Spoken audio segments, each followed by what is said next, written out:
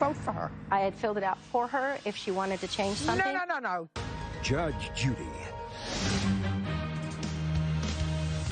You are about to enter the courtroom of Judge Judith Scheindlin. This is Judge Judy. Wendy Whitaker is suing her former foster child, 20-year-old Ashlyn Parenteau, for the return of belongings she stole from her home. Order. All rise. Yeah, it's case number 432 on the calendar in the matter of Whitaker versus Parenteau. Thank you. You're welcome, Judge. Parties have been sworn in. You may be seated. Ma'am, have a seat, please. Miss Whitaker, the defendant was a foster child in your home for many years, on and off. According to your complaint, at some point you invited her or asked her if she would house sit for you. You were going away for a couple of days. Correct. Immediately prior to that, she had not been in your home. Correct. She came back to your home to house sit, and according to you, she took some property that didn't belong to her. That's what you're suing her for. Ms. Parenteau indicates that the property she took belonged to her, and she has a counterclaim. She said that you changed the locks on the doors and she was unable to get some other property that she has in your house, which she'll tell me about. Just for information, came to live with you for the first time. 16. And how long did she stay? She was there for a short period of time, and then she was placed somewhere else, and then has come back several times. Why is that? She was placed somewhere else because she was in my home and wanted to return to her previous home to take care of the dog. And I did that, and they were in disagreement of that choice. Now, explain that. So she was in your home when she was 16, but she had a dog in her previous foster home that she liked? No, in her biological home. With whom? My biological mother. And you went back to that home? Yes, I only went there for a few hours to feed the dog because she was in jail and no one else was there to take care of the animal. So you didn't go back there to live? No. Oh, that's what I'm trying to understand. So you went back there just to take care of the dog? Yes. For a couple of hours. And you didn't like that? No, it was not me that did not like Who it. didn't The county like that? did not like that. So what happened? After I discussed what happened, they questioned me. They took her from my home, and she was placed in several other homes after that. I fought to get her back. The second time I was taken out of her home, she committed some Social Security fraud, which she's still under investigation for. That's not true. That was the second time. The first time was because? The first time was because I went to my house to feed the dog. With her permission? Yes, she took me over there. You say because of some sort of investigation that was being done. Were you the only foster child in the house? No. How many foster children were there? There were about 4 at the time that I moved in. How many foster children did you have at one time in the last 5 years? The last 5 years, I've had 3. For long periods of time? Yes. Do you work outside the home? Yes. At what? I do a lot of volunteer work, as well as I've been in internships with my union. I asked you if you worked for money outside the home other than for home. Yes, for a union. What union? SEIU 2015. What do you do for them? I've done a lot of internships. They are programs that last X amount of time, and I learn new things. How do you get that job? I'm serious. How do you get that job? So far, you do a lot of volunteer work. You have 3 foster children. You do a lot of internships. Internships really usually mean you're working to go towards something. Correct. So how did you get into this union? You have a brother, a sister, a cousin, an aunt, an uncle? No, the county has a program, and I learned that. I actually learned that through one of my foster children. And for my own informational purposes, how much money did you receive each month from Miss Parenteau? At the end of her stay, let's start at the beginning. And it was $1,009. And at the end? I was a non-relative placement for $859. Prior to house sitting for you, when was the last time the defendant lived in your home? The beginning of October, I believe. For how long? She had been there for a little over a year and a half. And what caused her to leave? She was mad at me. She got angry with you? Yes. And just a second, because? Actually, not real sure. She left a note for me. You want to tell me why you were angry? She's not real sure? I never left any note. She committed voter fraud, and I was very upset with that, so I So you left in November? Yes. That is not true. Did you get an absentee ballot? No, I did not. I got a provisional ballot. She actually switched my voting thing to a mail-in ballot and never told me about it. She never told me about it, and I went to the voter place, and they said that I was a mail-in voter and that I had already turned in my voting thing.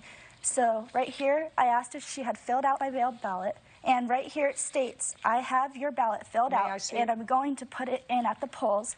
I voted for the Sorry. Back there. Sorry. So this is a text message from her? Yes, Your Honor. Okay.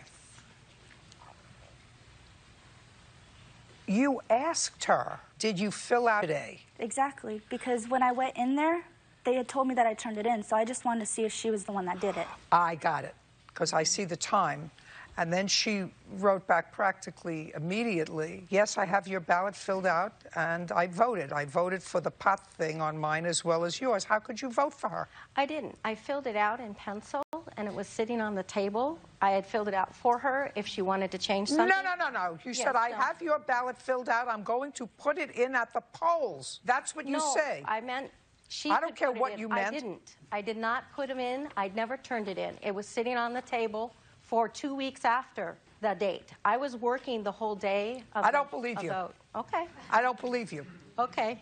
That's where we're starting, that I don't believe you. And that's why she moved it. No, you don't. Yes, I do. Oh, let's see it. You have proof? Be very careful. Yes. Who are you? I'm her friend, Diane Townsend. Do you live with her?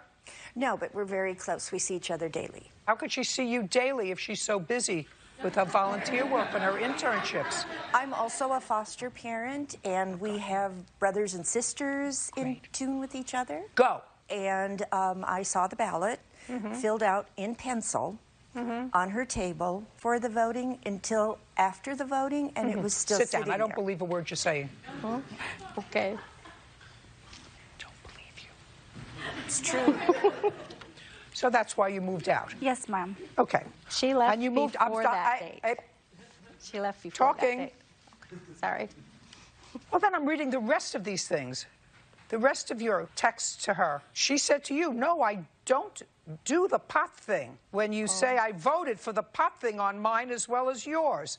That's what you said to her. She said, I don't do the pot thing. And you say to her, you're not registered to vote there, so it won't count. I turned it in already. That's on November 8th. I turned it in already, so you don't want to legalize pot in SB. I don't know what that means. San Bernardino. Yeah. She's an avid pot smoker. You see what? I don't believe you, and I don't believe you. Isn't that embarrassing that you swore for her? Isn't it embarrassing to you that you swore for her? It never got turned in, ma'am. I'm speaking. Okay. She said you're not registered to vote there, so it won't count. I turned it in already. Right. I didn't. On November 8th. I did not. I got mad at her. Judge Judy continues in a moment. Is that Galaxy phone, does that have your phone number on it or hers? It rings, yes. It'll ring in whose hand? Hers, but it belongs to me. Forget it. And later today, I would never stand on a bed to turn on a fan. And if you do, and if you fall, then it's your fault. You can't blame somebody else. And how old is your mom? She's 83. I'm younger than your mom, and I wouldn't stand on a bed.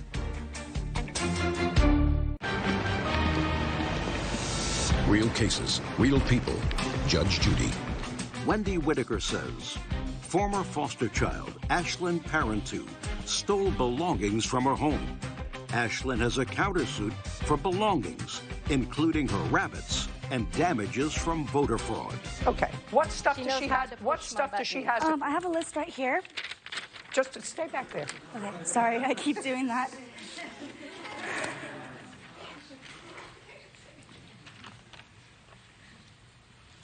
You're at a house every day. Do you ever see rabbits? Yes, they're in the back. I have pictures too. Where did you get a sewing machine from? I got it from her, actually. She got it for me. As a gift? Yes. When? About 2 years ago. Do you use the sewing machine? No, I don't. Where is it? Probably in the garage, possibly. Do you have her rabbits? Yes, I do. And I've repeatedly asked her to come get them. Great. Do you want your rabbits? Yes, I do, Your Honor. Do you want your sewing machine? Do you have her clothes? Anything that she left in her room is bagged up, yes. Okay. She's going to come and pick up all of her things within 5 days with, with an escort. That will be prepared as an order. That takes care of your counterclaim. Thank you. Now, I want you to list for me what items you are alleging that she took from your house when she came to house sit. An Xbox 360. Xbox. Yes, Your Honor. You took it? Yeah. It's Why? my belongings. She gave it to me for Christmas about 3 years ago. Did you give her the Xbox 3 years ago? It was bought 2 years ago, and she wasn't even placed in my home at that time, and I do have the receipt for it. I'd like to see it. Okay. There it is. That's the original, that's the copy.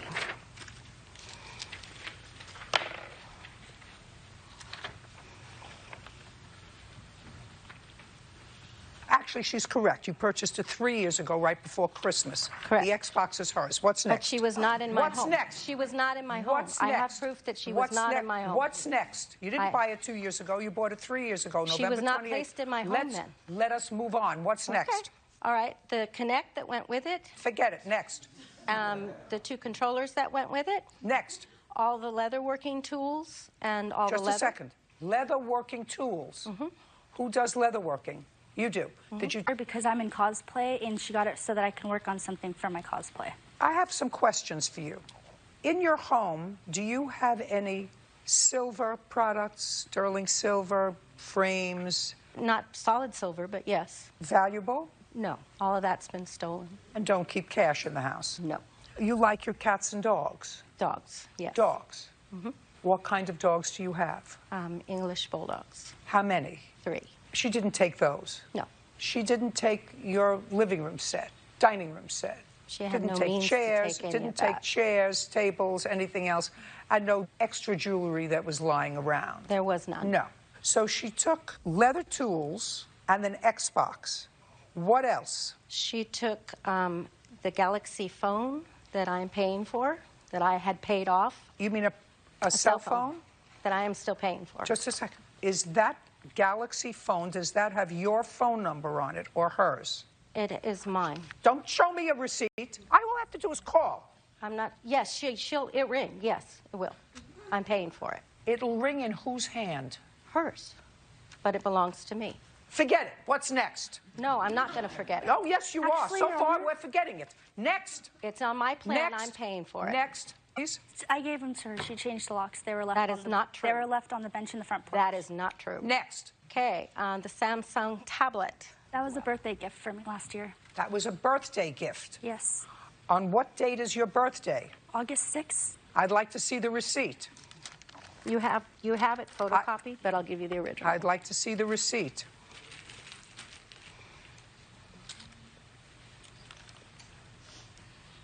Bird, where is it? Where do I find the date here?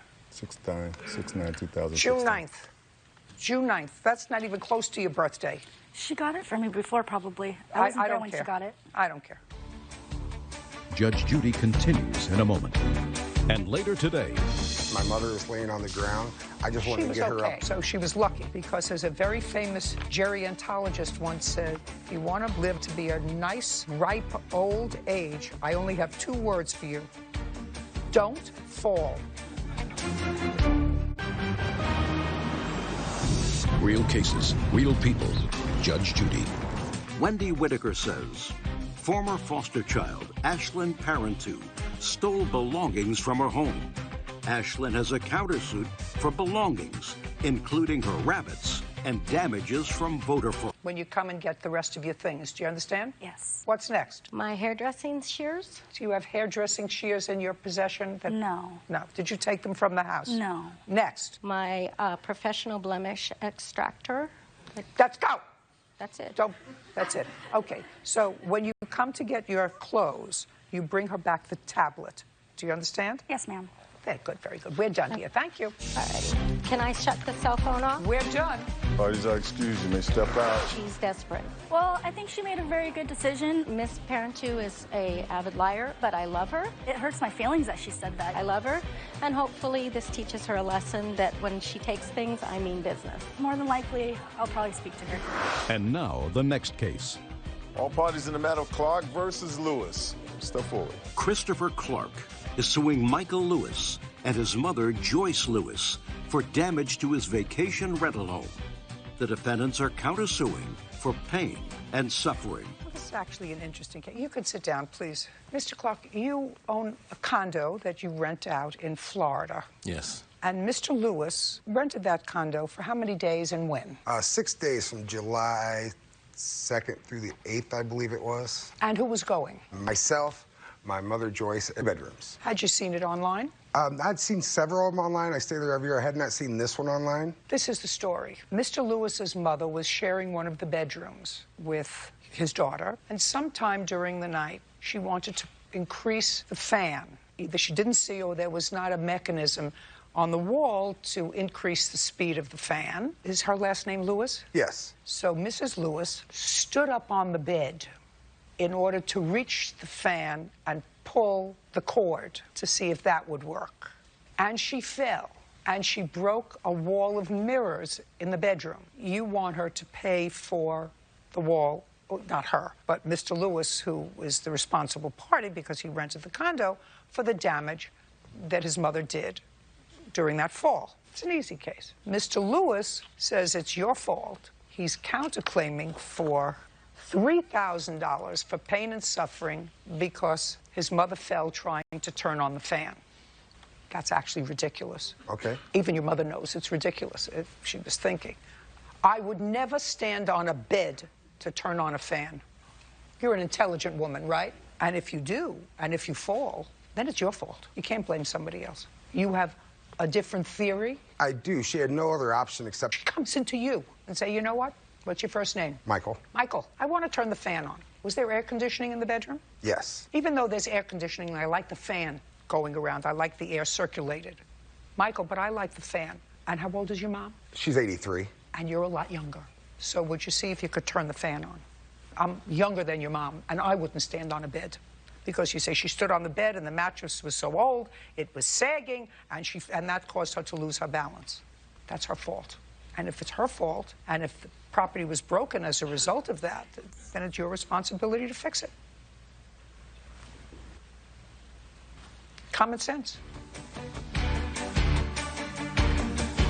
Judge Judy continues in a moment. Closed captioning sponsored by... Want justice? Go to judgejudy.com. Like us on Facebook and follow us on Twitter. You have pictures of the wall, please? Yes, and then... ma'am. This is before. This is the mirror. And then this is the after.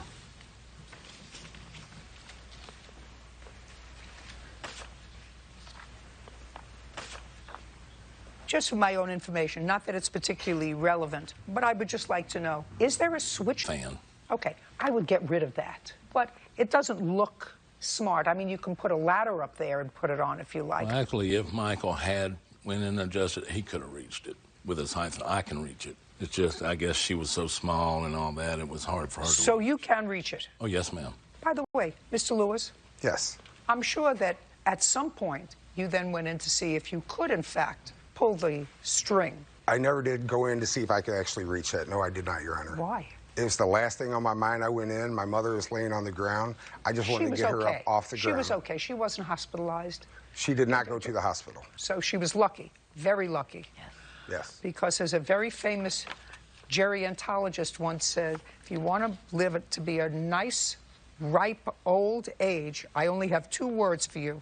Don't fall. How much is the mirror to fix? $540. Judgment for the plaintiff in the amount of $540. We're finished. Thank you. Judge Steve, you may step out. Judge Judy continues in a moment.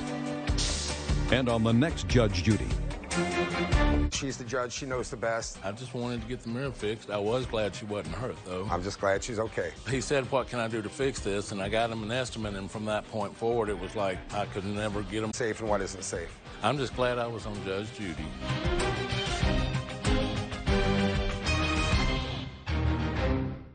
There was no power, period. Correct. She couldn't move in. Her new rental was far from ready. It was going to take approximately 2 weeks for them to get the new line in there. Somebody had stolen the water heater and stripped the copper piping away from the house. And she lost more than her money. Did you ever live in this house? No, I did not live in the house, Your Honor. Today, as we leave, we go back home to no home.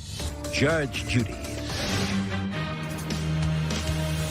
You are about to enter the courtroom of Judge Judith Scheindlin. This is Judge Judy. Jada Hunt is suing her former landlord-to-be, James Stacy Jr., for the return of rent and emotional distress. Order. All rise. Now it's case number 438 on the calendar, the matter of Hunt versus Stacy. Thank you. You're welcome, Judge. Parties have been sworn in. You may be seated. Folks, have a seat. Ms. Hunt, in November of last year, you paid to the defendant $600 in November and another $600 in December. Yes, ma'am. And that was for a house that... No, ma'am. And you couldn't move into the house because there was no electricity in the house. And there was no electricity in the house, not because it just had to be turned on by a current tenant, but because there was no power, period. Correct. And you want your money back. Yes. And what's the issue? The problem, Your Honor, is from the previous tenant, there was a security block on the house because in the city of Detroit, they have a problem with people stealing power from the city. So what they did was they removed the electricity line from the house. I was not made aware of this until Ms. Hunt brought it to my attention on December 3rd. So? After she brought it to my attention, they told me that I had to present some paperwork and send it in to the energy company. I sent in all of the paperwork that they had requested for me to send in proof of the deed, send in proof that we had a tenant there staying previously, I got the fact that you did whatever you were supposed to do. Yes, I did all of that. I told Ms. Hunt that it was going to take approximately 2 weeks for them to get the new line in there and for them to do their investigation. When was she supposed to move in? December 1st. And when was the electricity finally put on in the house? The block was removed on December 21st. So she couldn't move in? Correct. She'd be rented. Did you rent it to somebody else? No, ma'am. Why not? Because I didn't know what they were going to do. Because of the simple fact, I talked to her mother. Her mother said that it was okay. They was going to... Don't tell me what her mother said. According to you, she put the keys in the mailbox. On what date? She claimed that she put it in there on December 26th, but when I went and checked the house, there was no keys or anything at the house. Did you ever live in this house? No, I did not live in the house, Your Honor. Which mailbox did you leave the keys in? At the home he was supposed to rent out to me. On what date? On December 26th, around the time he said is correct, Your Honor. Okay. And you have any proof from the city that there was electricity on that date? Yes, ma'am. I had emails. I'd like to see them. Ms. Hunt, did you finally find another place to stay? No, I do not, Your Honor. Today, as we leave from Los Angeles, we go back home to no home. Have you been to the house, sir? We're now in February. Were you in the house in January? Yes. Did you have the electricity turned on? As of right now, the block is removed and electricity. No, I asked you if you had it turned on to see if it's functioning. Right now, yeah. In whose name? I turned it on in the company name that we have. Do you have any proof that the electricity is turned on? No, I don't have proof. Now, your countersuit, you have no proof of who took this, but somebody had stolen the water heater and stripped the copper piping away from the house, right? Yes, ma'am. So, did you put it back? Yes, we were able to get the copper pipes replaced with PEX piping. The water line, service line was cut. All the copper pipes were stripped. The hot water tank was removed from out of there. 2 windows was broken. We had feminine products poured down the toilet. So we had to replace all of that. All I'm asking you is, did you fix the house? Yes. Show me proof. I've got to ask a question. It's just a question. She's homeless. If you fix the house, maybe she wants to rent it. I have proof, Your Honor.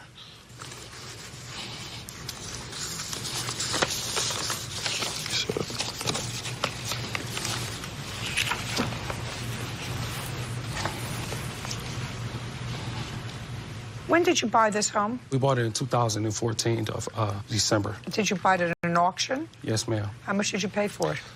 That particular house, it cost $8,000. And the tenant that you had lived there until when? I want to say until March. And then after that, it wasn't, no one was renting it out. And then when we rented it out the last time, the last tenant was there for a year. And that was the tenant that didn't pay the electricity? Yes. Got it.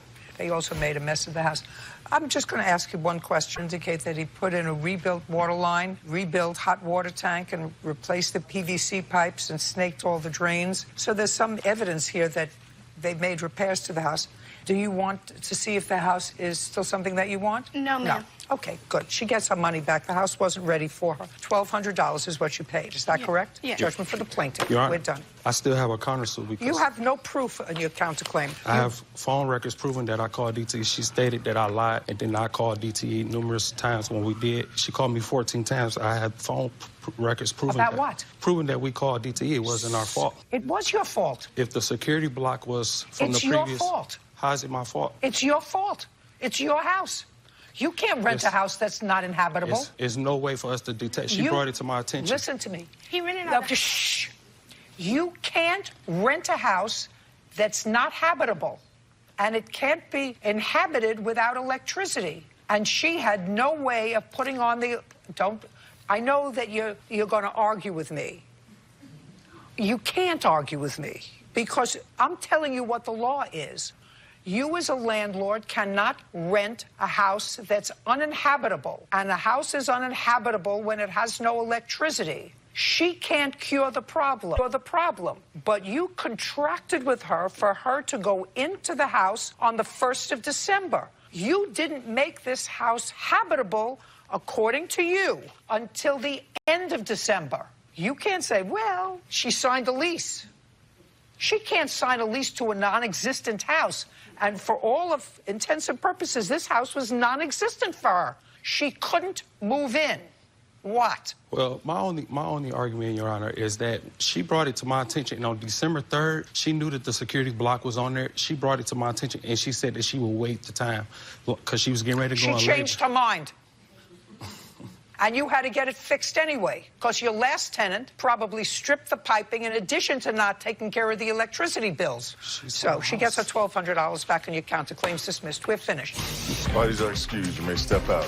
I didn't know at first when I first went to give him the money, the lights, gas, water, everything was on. It was no power. In the city of Detroit, you don't leave power on because squatters will go in there. They live for free. I wanted the home, so I would have never damaged anything. She knew that the house was ready to move in. It's just that... I'm very happy that he got exposed to it. The only setback was the electricity. He done to me and my daughter, so I'm very happy. But at case. All parties in the matter of Hintzman versus Uranga.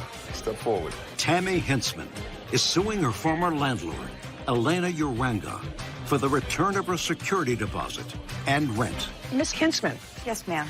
Describe the house that you were renting. I was renting an approximate 1,300 square foot beach house in Oceanside, California. That belonged to you? Yes. How long have you owned it? 2 years. Did you buy it to use it as a business? Yes. As a rental business. Did you ever live in it yourself? No. The first year that you bought it, did you have a tenant? No.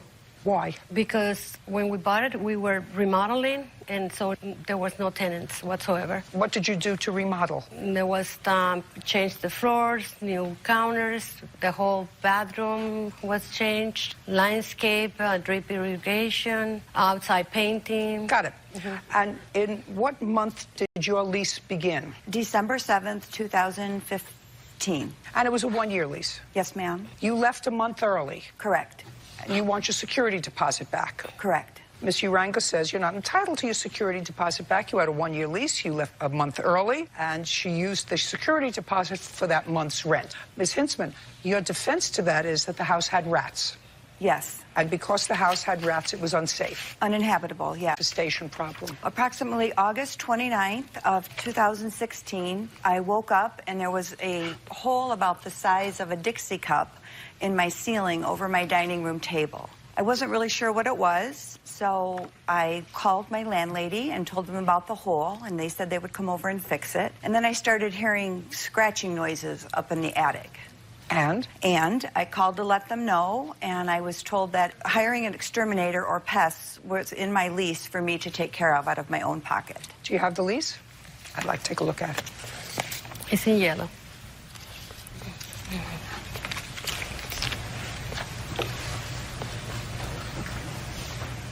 Well, so it's clear. Section 15 of your lease says pest control, and you would consider rats a pest. I mean, they're not pets, right? Correct. Shall be the responsibility of the tenant. Okay, so? So I hired an exterminator, $300. He came to my home on September 7th. He set some traps up in the attic, I believe 5 or 6 traps. In total, he had 8 visits to my home, and he caught and killed 6 rats. Before the exterminator came, however, the landlord set 1 trap, and they did catch a rat, too, so 7 total. So far, is that correct? I actually caught the rats, but I believe her.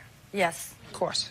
Okay, so that's August, September, October. Yes, and then in the beginning of October, I was still hearing the scratching going around up in the attic. I was going to my laundry room, and I actually saw a rat in my kitchen. He scurried into the cupboard. So the exterminator had recommended plugging up a lot of holes. It's an old, cute beach house, so there's, you know, under pipes, under sinks in the laundry room. He recommended putting wood up on any of the open areas and filling the holes with like a foam. So my landlord did come over, filled up with foam. There was never wood put up in the laundry room. There were 3 areas under the front of the house where the grates had come off, and after a week he did patch those up because the exterminator thought perhaps the rats were gaining entrance there.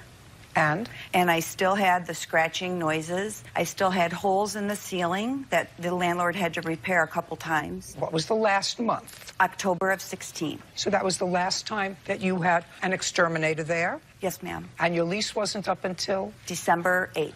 So why did you move out in November? Judge Judy continues in a moment. What is the address of Avalon Drive? That was the new home that I... And when did you negotiate that lease? That's not correct. That's a lie.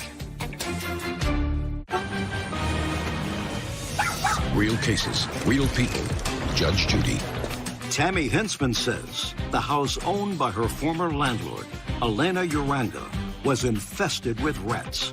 She is suing for the return of a security deposit and rent. So why did you move out in November? Well, in October, I sent an email to my landlady to let her know that there's still rat noises going. No, you didn't hear anything after October. That's according to you. So I'm asking you why you moved out in November. Well, to back up a little, after the exterminator was done, it wasn't November yet. It was still October. And I was still hearing the noises going on, so I let her know we still have a rat problem. I've already spent $300. Something else needs to be done. I'm not going to live in these circumstances. And I didn't hear from her for quite some time, so I decided I pay a lot of money here. I'm not going to live with rats. I'm not going to spend one more penny to try to eradicate these rats. I'm renting. If I wanted this problem, I would have purchased a home and take care of it. So what did you do? So I sent her an email back in October of 16 that I would be vacating the property, and I looked for another home to lease. May I see the email that you sent to her? Certainly.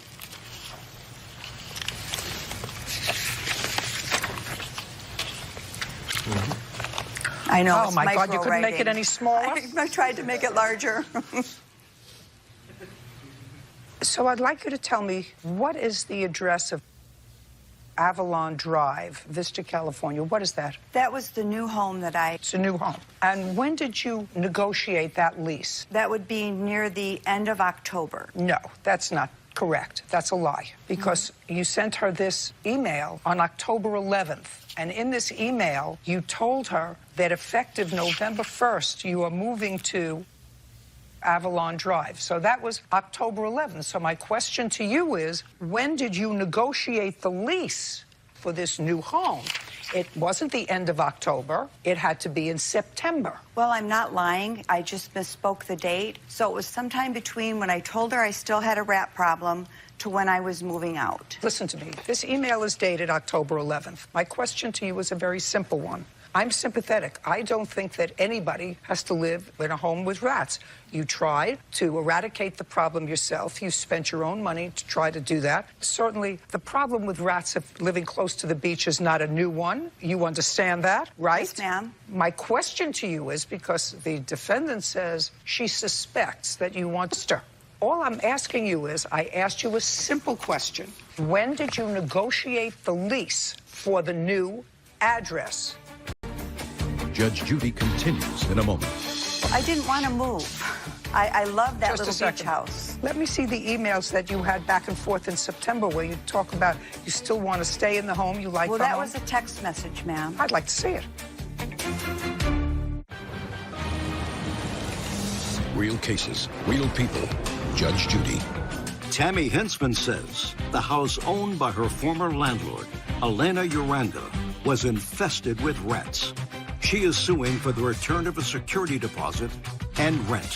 When did you negotiate the lease for the new address? It must have been the end of September. Okay. But so it was just a second. So it wasn't the end of October, it was the end of September. Now, you said to me a moment ago that you were still trying to fix the rat problem in October. Well, I had Greg here come over to the house to see if there was anything else that he could do to try to plug up the holes. It might have been September. I even sent... Just a minute. The dates become important. I had sent Elena a text in September asking her, A, if she still planned on renting the property to me, and B, I didn't want to move. I love that little beach house. Let me see the emails that you had back and forth in September where you talk about you still want to stay in the home, you like the home. Well, that was a text message, ma'am. I'd like to see it. All right. I do have that. Give me one moment here. May I see it, please? That was October 2nd when she... I can read. Sorry. I assume it has the date. Actually, it was October 2nd. It was October 2nd. You sent her an email and you said, I need to plan for my future rental situation. I would like to know if your home is still available and if the monthly payment will remain the same. Could you let me know as soon as possible? I had no intentions of moving out of the house when I sent her this email at all. Just a second. That's October 2nd. You just told me it was the end of September. You signed a new lease on the new house because on the 11th of October, you told her you were moving and this is your new address. So what you're going to do now, Ms. Hintzman, is show me when you signed the lease on the new house. Judge Judy continues in a moment. Closed captioning sponsored by... Are you the victim of a scam? Go to judgejudy.com. Like us on Facebook and follow us on Twitter. So what you're going to, when you signed the lease on the new house? Well, unfortunately, Your Honor, I don't have that lease here. It's at home in my saved emails. Anything else? Well, Your Honor... Just a second. Is there anything else? I would say I have nothing else. Look at me. I have nothing else. Very good. Your case is dismissed. You moved out a month early. And you moved out a month early, and according to your email to her in October, you had every intention of renegotiating a lease with her if she wasn't going to up your rent. And that's after all the stuff you said about the rats. I love your home, and that was October 2nd. And yet, there's something disingenuous about signing a lease on another place at the end of September. So I'm not quite understanding what your goal is with this. This is October 2nd.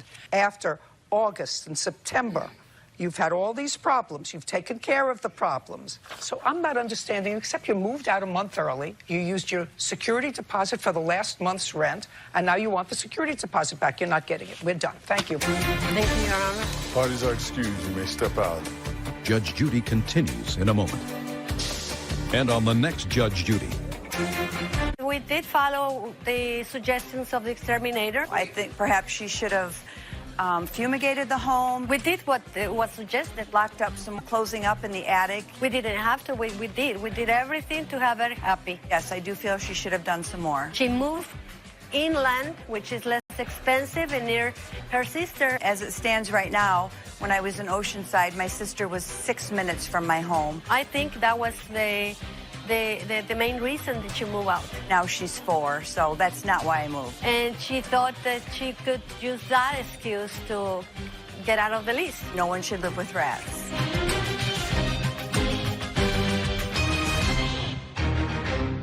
His car turned left and impacted my car. You mean he went right in front of you? The facts surrounding a crash aren't so clear. I have pictures of the damage to the cars opposite to what the diagram is. On the record, I'm a professional driver. Did he even see the danger? Were you on the phone, Mr. Malakas? No. Yes, he was. His phone was clearly in his hand. There's light on his face, and he wasn't looking at the road. He was looking at his phone. Judge Judy. You are about to enter the courtroom of Judge Judith Scheindlin. This is Judge Judy. Blake Macalis is suing fellow motorist, 19-year-old Adam Owens, for causing an accident when he made a U-turn in front of him.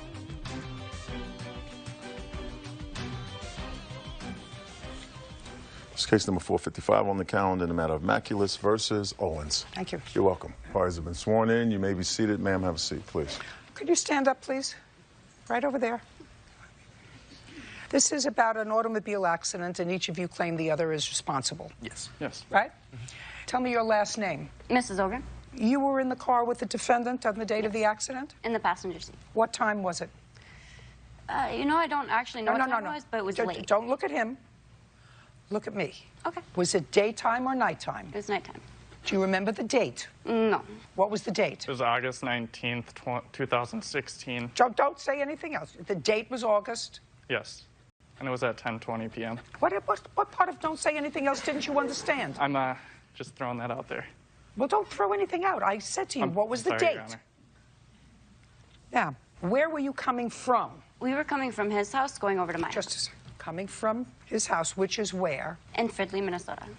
Address. I don't know the exact address. I know So it's you were something coming 19 from- Metamore Drive. You had spent the evening at his house? Yes. Or What the time? morning. Shh. What time? I mostly remember the accident No. that happened. Let's get with it. What time did you arrive at his house? Morning, afternoon, or evening? Sometime in the morning. So you spent the whole day there? Yes. Who does he live with? He lives with his mom. Was his mother at home that day? I do believe so, for a short period of time. What short period of time? In the morning before she went to work. Did you sleep there that night, the night before? No. You got there in the morning. Did he pick you up at your house, or how did you get He there? did.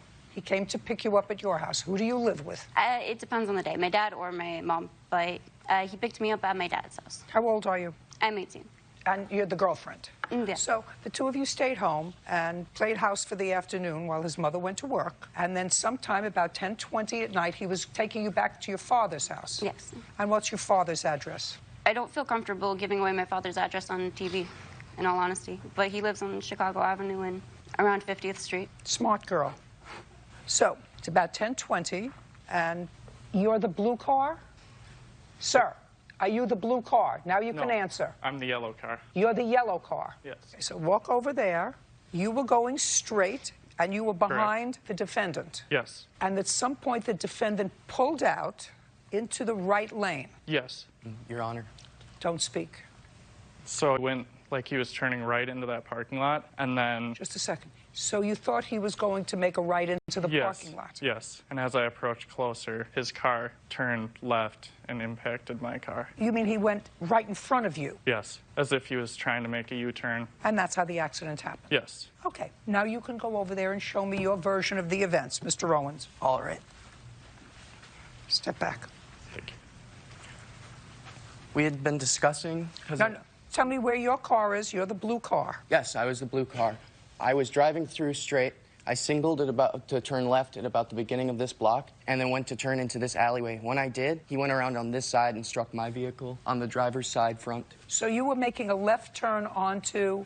There was an alleyway and parking lot right here. What were you going there for? Now go back. Shh, shh. Think very, very carefully, Mr. Owens. What were you going into the parking lot for? We had realized I had taken a wrong turn and needed to turn around, so I wanted to go there. Just a second. So you had to make a U-turn. I wasn't going to make a U-turn. I was pulling into the alleyway so that I could turn around more safely. On the record, I'm a professional driver. At the time of this accident, I was a school bus driver, and plus I have safety training through the Smith system. Where had you taken a wrong turn? At about 38th, I took a right turn when I... Day of the accident? Yes. With whom? Allstate for me. State Farm. Can I see pictures of the damage to the car, please? Yes. And the top What kind of a car were you driving, Mr. Owens? A Buick Park Avenue, 1997. And what happened to that car? Several weeks later, the engine blew due to a hose that was torn to the radiator that I hadn't seen. The steering wheel was different too, wasn't it? Yeah, it was out of alignment. Were the police called? They were. He called them, and they said they would not come out unless there was an injury. Okay. Mr. Malakas, when Mr. Owens got out of the car, would you go over there and show me where it was that the two cars stopped and you exchanged information? We pulled into this parking lot right up here and exchanged... Just a second. How did he get into the parking lot over there? It was late at night, and there weren't many cars around. So he made a circle? So, one way or another, yeah. Just a second. Yes. So the question is, based upon what you told me, if it collided then and if it was late at night and nobody was there, then you would have pulled into the lower, down to there. That's where you would have gone. Okay, our cars ended up in the middle of the road, so we were just trying to get them off of the... But it would have been clear to me yes. that the easiest path, if I believe your story, was to block. That's the way his car would have gone, and that's the way your car would have gone. Okay, well, regardless, we ended up out there. Okay. You can step back now. All right, thank you. Your Honor, I have pictures of the damage to the cars, and it shows that where the impact happened on his car I'd like to and take on a my look at car it. are opposite to what the diagram is.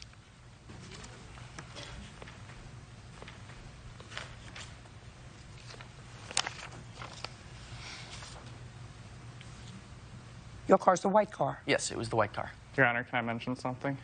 Would you show this to him, please, to the plaintiff?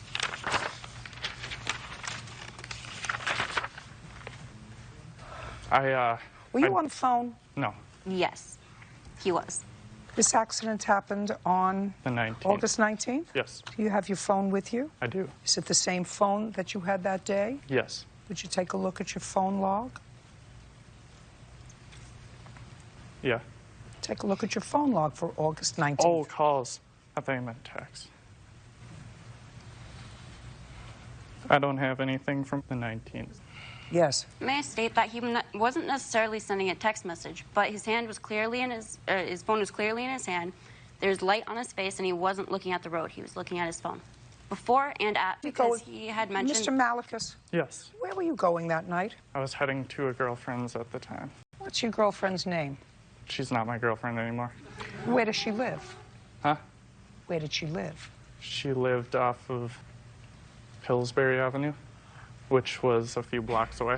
Is that what you were looking at on your phone? I was not. I did have my GPS logged in. Give me back those photographs, please.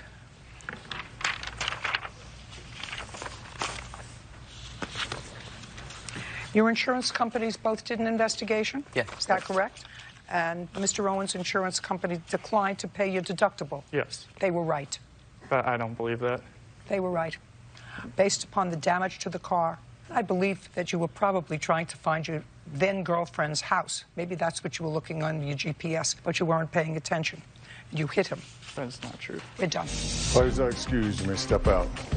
I attempted to contact the law enforcement. We called the cops and they wouldn't arrive. They said they do not come out unless either the other driver's irate or someone was injured. I was not. I'm very glad that it went the right way. On my phone. I feel very happy and confident with what happened, so. It is what it is, and I just wish the cops would have shown up in this kind of situation. I take credit for what I do wrong, and I didn't do this wrong. The matter of Koltoff versus Koltoff. Step forward. Corey Koltoff is suing her sister, Carissa Koltoff, for unpaid dental work charges. Ms. Koltoff, this is your sister? Yes. Older or younger? Older.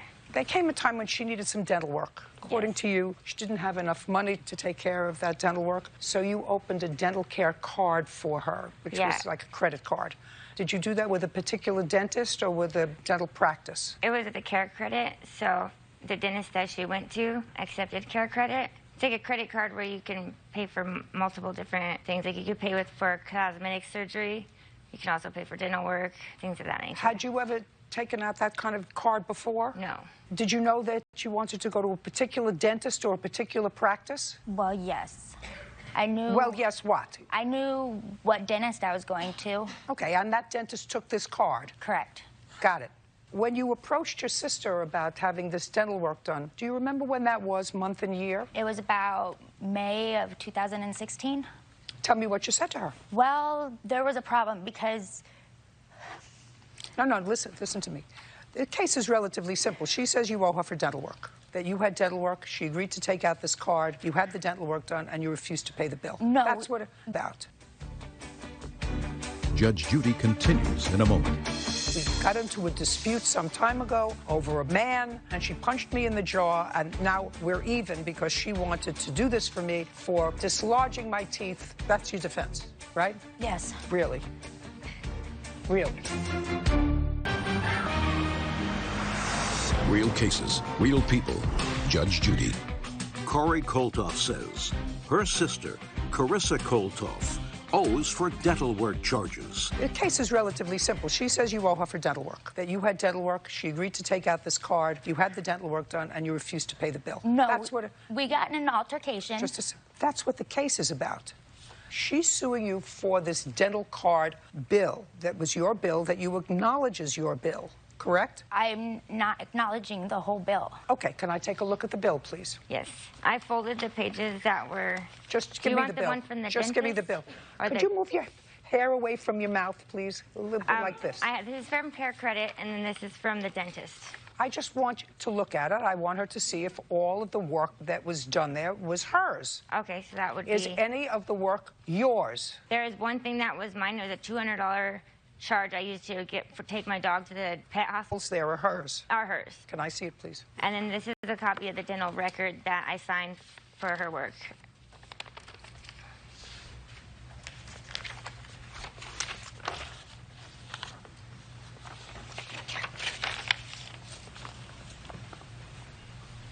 I kept it in order, but okay.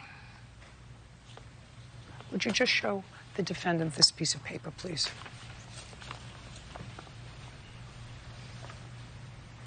Those are all your charges, is that right? Correct. Hmm? Yes. Okay. Well, those charges in and of itself represents more than the maximum I can award to your sister. Do you understand? Okay. It's over $6,000. Did you pay any part of that bill? I had some cavities done. That was the agreement that I would pay. And how much did you pay? I highlighted everything in No. So how much did you pay? If you say that you had an agreement, look at me. If you say that you had an agreement with her to pay for part of the bill, just have some cavities, the rest of it is all cosmetic stuff. How much did you in fact pay? I think it was about $550. Doesn't scratch the surface of know. what the bill is. Okay, so you paid $550. Do you have any proof that you paid $550? The beach? I mean, if you have proof that you paid $550, it would seem to me that that's your defense. And your defense was, if I read your answer correctly, I agreed to pay for certain of the bills, which I did in fact pay for. The rest of it was because we got into a dispute some time ago over a man, and we had an altercation, and she punched me in the jaw, and now we're even because she wanted to do this for me for punching me in the jaw and for dislodging my teeth. That's your defense, right? Yes. Really? Really? Judge Judy continues in a moment. This initial kerfuffle that you had with your sister was shortly after you had a baby, is that right? It was actually while I was in the hospital. And so your complaint was that the man who was the father of that baby and your sister had a relationship.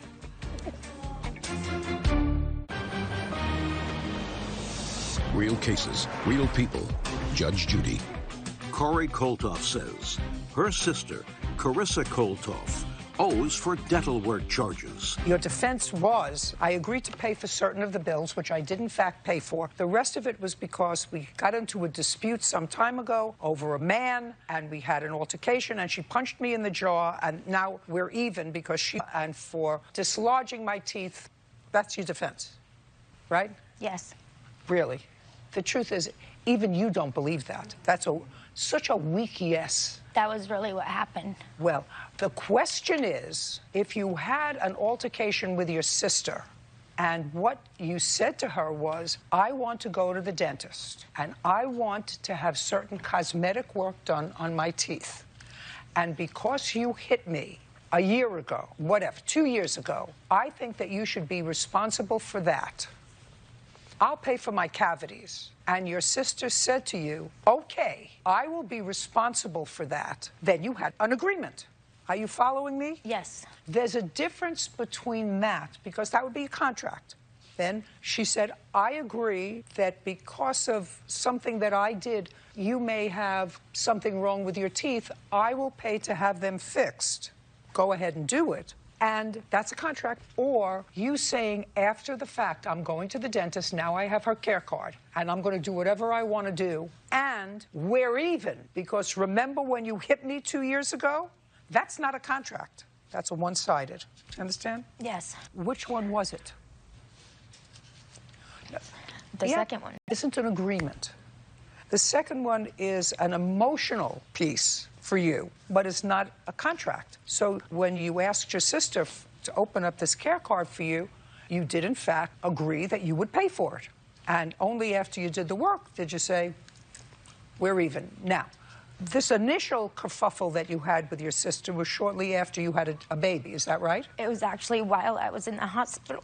Okay, and so your complaint was that the man who was the father of that baby and your sister had a relationship. Oh, shh, I don't need that. That's history. That was actually bad judgment if it's true on her part, and bad judgment on your part because you picked some sort of a putz who was ruled with this organ and nothing else. Do you understand? But then after you had your dental work done, it was my understanding from reading your answer that information came to you that your sister was again seeing this man. Is that right? Correct. Okay. And it was then that you decided that you were even with the dental bill? Yeah. Okay.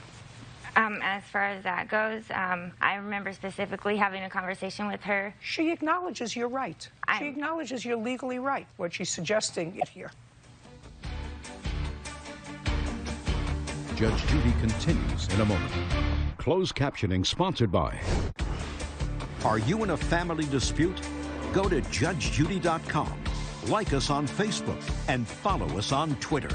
Information came to you that your sister was again seeing this man. Is that right? Correct. And it was then that you decided that you were even with the dental bill? As far as that goes, I remember specifically having a conversation with her. She acknowledges you're legally right. What she's suggesting is that you're morally wrong. I don't get to judge that here. I would say she's probably right in that regard, but she still has to pay for her own dental work. There's no question about that. How old is your baby? He's 2. I have 2 kids with the same guy. That was double bad judgment. Just for my own information. Are you with this man? Yes, I am. Got it. Okay. Bad judgment. I understand. But you get a judgment. Judgment's in the amount of court's maximum because the bill is over $7,000 and the amount of $5,000. We're finished. Thank you. Parties are excused and they step out, ma'am. This way. Judge Judy continues in a moment. And on the next Judge Judy. I'm not bad. I'm sorry. I love him. I said, how could you do this to me and the boys? I know I'm morally wrong, probably in a lot of people's eyes. What are you talking about? I'm not doing anything. But love is strong, and I love him, so. By reading text messages in her cell phone. It's not going to happen, but I just hope my sister can forgive me and we can move past this. Because it's the father of my children. I don't really know what to say to that. I mean, I've talked to her oldest child, and I think more than anything, it's for the kids. He's okay with it. I mean, I know that sounds probably bad. Yeah, we don't talk anymore. We used to be best friends. I mean, I would love to get a relationship with my sister again.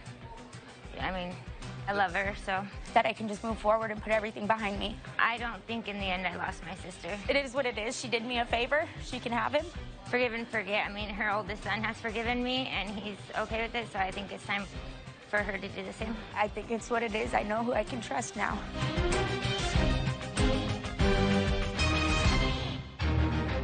I've not only worked for him, but I've also been a friend of his for the last several years. Some friendship.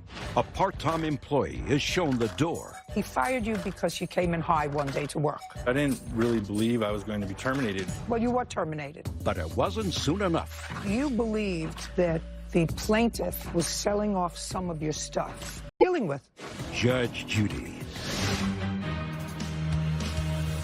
You are about to enter the courtroom of Judge Judith Scheindlin. This is Judge Judy. Jason Furbush is suing his former employer, John Klein, for the value of his tools and motorcycle. Order. All rise. Now, it's case number 406 on the calendar, the matter of Furbush versus Klein. Thank you. You're welcome, Judge. Parties have been sworn in. You may be seated. Folks, have a seat, please. Mr. Furbush, you had done some work for the defendant on and off, according to your complaint, for about 3 years. Correct. What kind of work did you do for him? Fabrication, mostly. He's a special events provider, so we built stages and parties, basically. Did you work on a per diem basis? Did you work for him on a regular? It was hourly. You paid by check or cash? Both. I was never any taxes taken out. It was just a straight hourly wage. Was the plaintiff paid on the books or off the books? His earnings were reported. To whom? On my tax returns, I would report all wages from employees. Well, did you 1099 him, or did you give him a check with money taken out? I understood you took the deduction. The question, I understood that you took the deduction. Do you understand my question? Of course you do. You took off the expenses. Did you 1099 him or take the money out of his check? I did. Neither. Neither, yes. I just want to know who I'm dealing with. That's all. Now I understand who I'm dealing with. Okay. And I assume if I asked you to produce your tax returns for the 3 years that you worked for him, I was not going to see any. Most likely, no. Right. Now I know both of the people that I'm dealing with. So now you worked for him for 3 years, making stages and everything else. You want $5,000 from him because you stored some material in his warehouse, some tools and a motorcycle. The tools I was used with his business. Yeah. Anyway, he fired you because you came in high one day to work. Correct, and I'm not disputing the termination. And you realize, and you say to him, I'm not denying that, I came in to work high, I made a scene there, so he fired you. And then you say he kept the stuff, or he disposed of the stuff that you left in his warehouse. Correct. On what date did he fire you? Approximately October. I don't want to hear. I'm not sure the exact date. It was early October. I know that the 10th is when I started dialogue with him to get my things back. On what date did you fire him? October 1st. And how did you start the dialogue on October 10th to get your stuff? How are we going to get my tools back? Now, can you tell me why you waited 10 days to get your stuff? Because I didn't really believe I was going to be terminated. Well, you were terminated. I'm aware of that now. The first communication that you have was 10 days. I was trying to give him a little space to cool down. I've not only worked for him, but I've also been a friend of his for the last several years. Okay, so between October 11th and the next communication we have is October 17th. Correct. So then we have another 7 days. I was out of town. Okay. Oh. Okay, so what I gather, Mr. Klein, is that you believed that the plaintiff was selling off some of your stuff. Is that right? Yes, ma'am. Like what stuff? Well, we had recently acquired a large amount of inventory from an auction, and from the auction inventory, quite a bit of it disappeared before we had a chance to actually log it into the inventory of our company. He told me that he took some of it, so I knew that at least some of it was taken. What did he acknowledge taking? Some aluminum hinges that were custom fabrication and not very easily reproducible. Goes along with our And when stages. did you have a conversation with him about the hinges? I've been trying to get those back into the shop since before this incident, and then also after the incident. I brought half of them back before it all. What did you take them for? And I brought these things to trade for labor that we needed done. I asked John specifically for permission to do this, and then when all of a sudden it became an issue, I brought half of them back immediately, and I was going to get him the other half back. I ride a motorcycle. I can't bring everything with me at one time. How many motorcycles do you have? Well, not running or not running. I have one running at all times, but I have a couple that don't. Well, the couple that don't, was one of them in his warehouse? Yes. So that was a non-running motorcycle? Correct. You know, the courts really don't like to help two people that are scammers. You understand that. Courts are really reluctant to do that, because then I have to figure out which person I want to reward. The one who makes money and doesn't pay taxes, or the one who colludes with that person and then takes the deduction for his employees but doesn't 1099 them for the salary. I don't know which one. But otherwise pays all my taxes. No, you don't, sir. If you don't 1099 an employee, you're cheating the government. You know that, and I know that. And he knows it because he never files income tax returns because he's never 1099'd. Okay. Where's his stuff? His stuff, most of it, No, I'm sure. Don't look down. Just look at me. He had some junk. He had some junk that was in a warehouse. It's at the warehouse. The stuff that we were able to lay was disposed of. Okay, fine.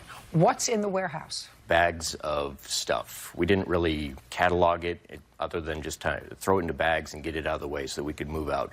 We had an estoppel that was signed and we had to move out of our warehouse. And did you stop paying rent on that warehouse? Was it a warehouse that was owned by somebody else? Correct, yes. How long had you rented that warehouse? 2 years. And when was the last day that you were there? The last day that we paid rent was through November, so November 14th would have been our last day. So when you left, what did you dispose of his? Anything that was in the way. So I mean, like what? What does that mean? There was some boxes, some suitcases, pieces, parts, Who are you? fabric.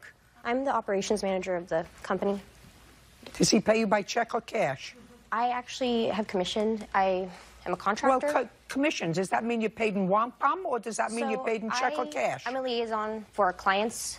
I do sponsorship searches, so the clients pay me directly, and I 1099 at the end of the year for myself, so I calculate my income. But we actually have... We could actually reduce the national debt. We just kept this going like 24 hours a day, 7 days a week. What was disposed of his, do you know? We have photos of the items. That were disposed of? Yes, there were uncapped syringes. Just a second.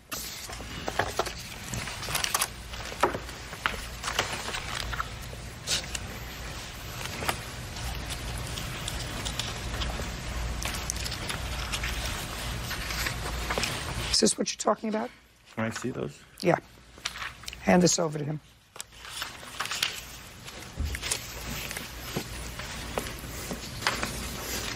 Yep, that's what I'm talking about. Case is dismissed. We're done here. Thank you very much. It's junk. No, but the tools. Hold on. We didn't talk about any of the tools. We're done. We're done? Yeah. We're done.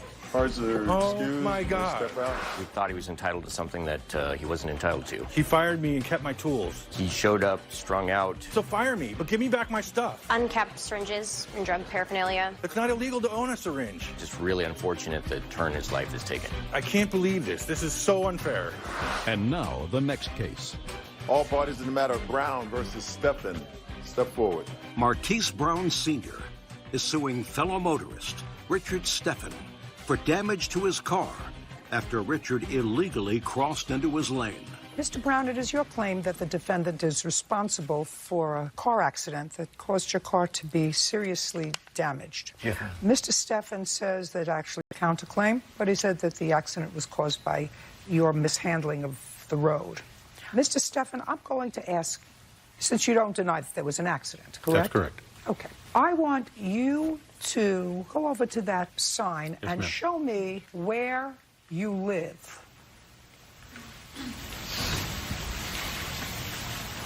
I live up here in Bermuda Dunes, yeah. Okay. You have a gated community? Yes, ma'am. The entrance to your gated community is where? It's exactly 300 yards from here to here.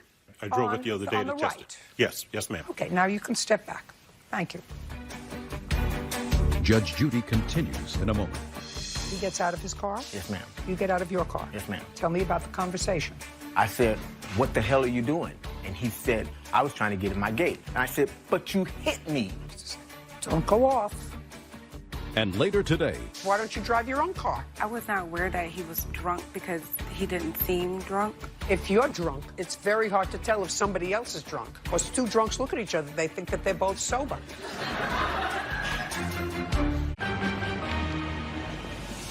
real cases, real people. Judge Judy. Marquise Brown Sr. says fellow motorist Richard Stephan is... Brown, when did the accident take place, sir? October the 18th, around 1:15 p.m. Tell me where you were going. I was heading towards Palm Springs, a Cathedral City. Would you go up to the diagram, please, and show me which car is yours? Start at the beginning. This was initially my car. The car here had its hazard lights on. It was a black Toyota or Honda, I believe. The gentleman stepped out of his car and went to his trunk. Oh, just a second. So you were behind the green car. Yes, ma'am. And the green car put on its flashers? It was broke down. Then it looks as if you went around him. Right, and pulled in. He wasn't quite at the light.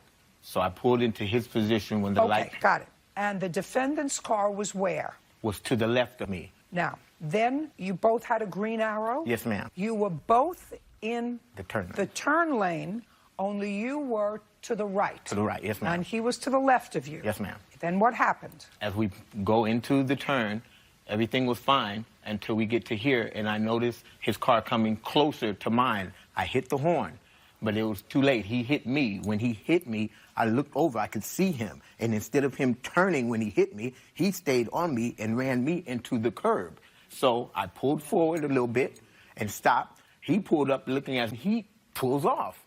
So I give chase after him. My top... Okay, now let's stop for a second. I want to go back to where you're both waiting at the light, okay? Yes, ma'am. At the time that you initially saw him, you were behind the green car. Yes, ma'am. Was he already waiting at the light? Yes, ma'am. And he was the only car in that lane? In that left lane. Okay, now he hits you? Yes, ma'am. Because he's trying to get over to the right lane The far right. to go into his apartment complex, Yes, his ma'am. house. You follow him, whatever. What happens when you stop? Now you can go back. When he stopped and I stopped, I have a diagram. If you'd Can like I see to a see. picture of Yes, your car, yes, ma'am. please? Yes, ma'am. Have a picture of your car. Oh, I have it. It's not in color. I don't care if it's right in here. color or Here not. it is. I'd like to take a look at it, please. There you are. There. Okay. I'd just like to take a look at it. You can see his whole title.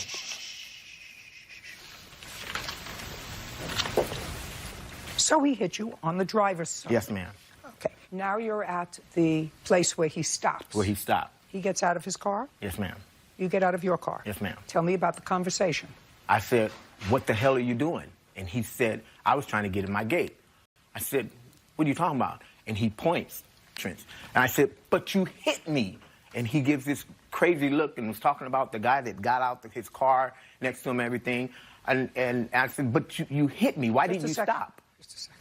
Don't go off. Okay. Mr. Brown. Yes, ma'am. Do you know what I'm talking about, Yes, ma'am. going off? Yes, ma'am. Judge Judy continues in a moment. And later today, You say he hit a parked car? Correct. And you went back and wrote your number down? Correct. Did your insurance ever tell you that they had paid out to that parked car? Not that I'm aware of. Then you didn't write the number down.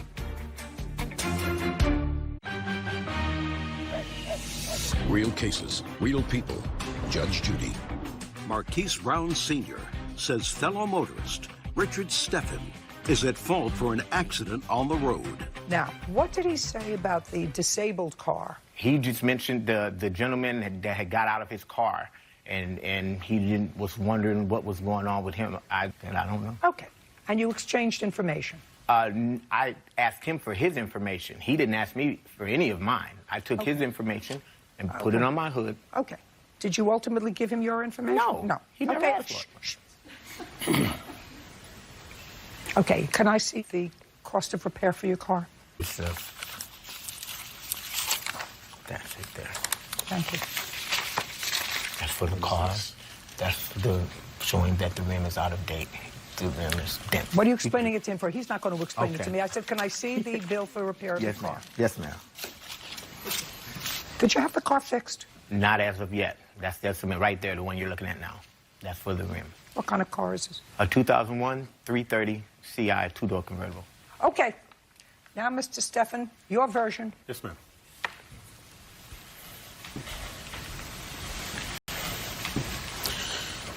First of all, the car... Don't tell me first of all. I'm Just sorry. tell me your version. The car that was stalled was the number one car in this lane. I was behind that car. The driver of the car got out. He was on his phone. The cars coming this way were kind enough to let me in and go around. That's right. Which I did. Right. And I went this way. And we met. Just a second. We met over here. So? Mr. Brown either went like this and made a left turn from a through lane, or he went into this lane. If he went into this lane, he's either in front of me or back of me. The accident was your fault, Mr. Steffen. You can go back now.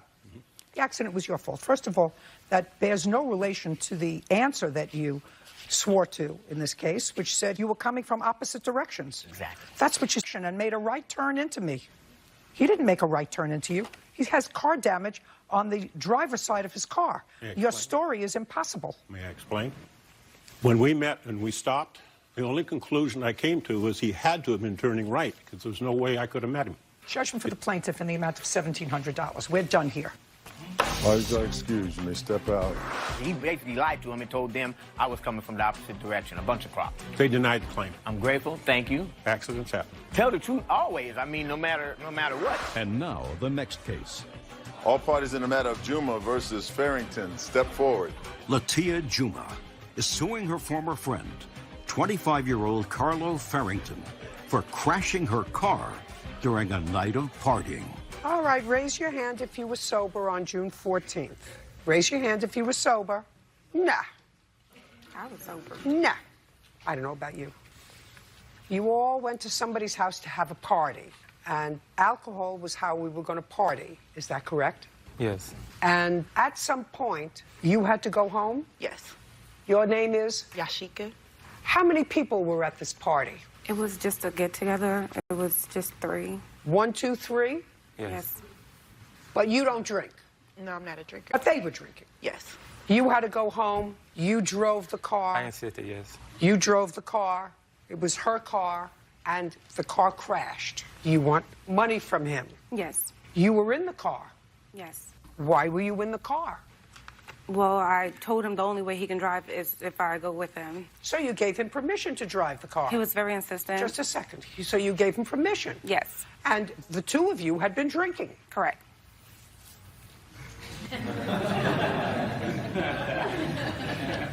Why didn't you drive? If one of drunk was going to drive, why don't you drive your own car? I was not aware that he was drunk because he didn't seem drunk. Well, if you're drunk, She tried driving. it's very hard to tell if somebody else is drunk. Because two drunks look at each other, they think that they're both sober. Judge Judy continues in a moment. Closed captioning sponsored by... Want justice? Go to judgejudy.com. Like us on Facebook and follow us on Twitter. Miss Judy, now you have to get a lecture. He says that you caused the accident because you leaned over and tried to touch the middle console. You were sitting in the back, and he veered off, and that's how the accident occurred, so it's your fault. You say, no, fault. The court doesn't care. Bottom line is, if you are the owner of a vehicle and you give permission to somebody who's under the influence of alcohol to drive that vehicle, courts will not help you. This court will not help you because, fortunately, nobody was hurt. I don't even know if your insurance, because you say he hit a parked car. Correct. And you went back and wrote your number down on the parked car. Correct. Did your insurance ever tell you that they had paid out to that parked car? Not that I'm aware of. Then you didn't write the number down. Because if your car hit a parked car, and I assume you have liability insurance. Yes, ma'am.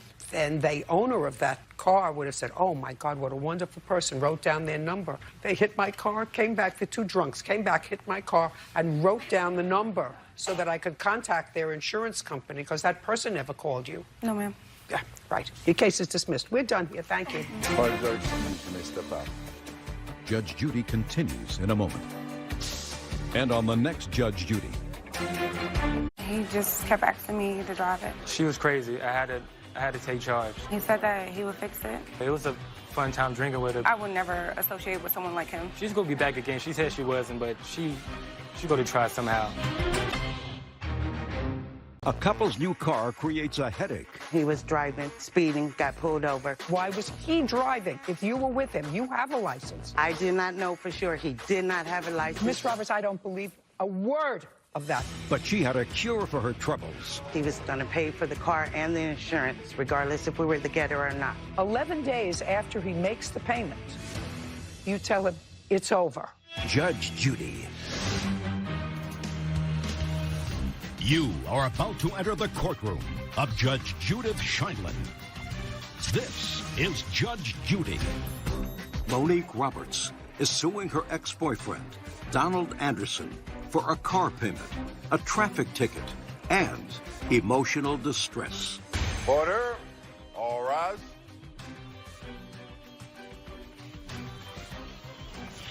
It's case number 445 on the calendar in the matter of Roberts versus Anderson. Thank you. You're welcome, Judge. Parties have been sworn in. You may be seated. Gentlemen, have a seat. Miss Roberts, Mr. Anderson was your boyfriend. He moved in with you sometime in 2016. Is that right? Yes. When he moved in with you, the two of you decided to do a very foolish thing, and you purchased a car together, a brand new car that cost how much? $28,000. Yes. What kind of work do you do, Miss Roberts? I'm a senior legal typist for the Bureau of Real Estate. And Mr. Anderson, what was he doing when he moved in with you? At that particular time, he was a nurse for the VA clinic in East Palo Alto. How long did you work for the VA? 4 years. What happened to that job? I left that job to help Miss Roberts take care of her foster kids, which were her niece and nephews. At that time, she said she needed help because she was going back to school to get her education, which she dropped out of school. And when she dropped out of school, you're telling me you left a job that you had had for 4 years. Because Monday, I will retire with 40 years of federal service. Oh, well, so that's a different story. Now, that's a different story. So the altruism becomes somewhat different. When you retire, yes, and you get a pension. Yes. So you left work last April. July.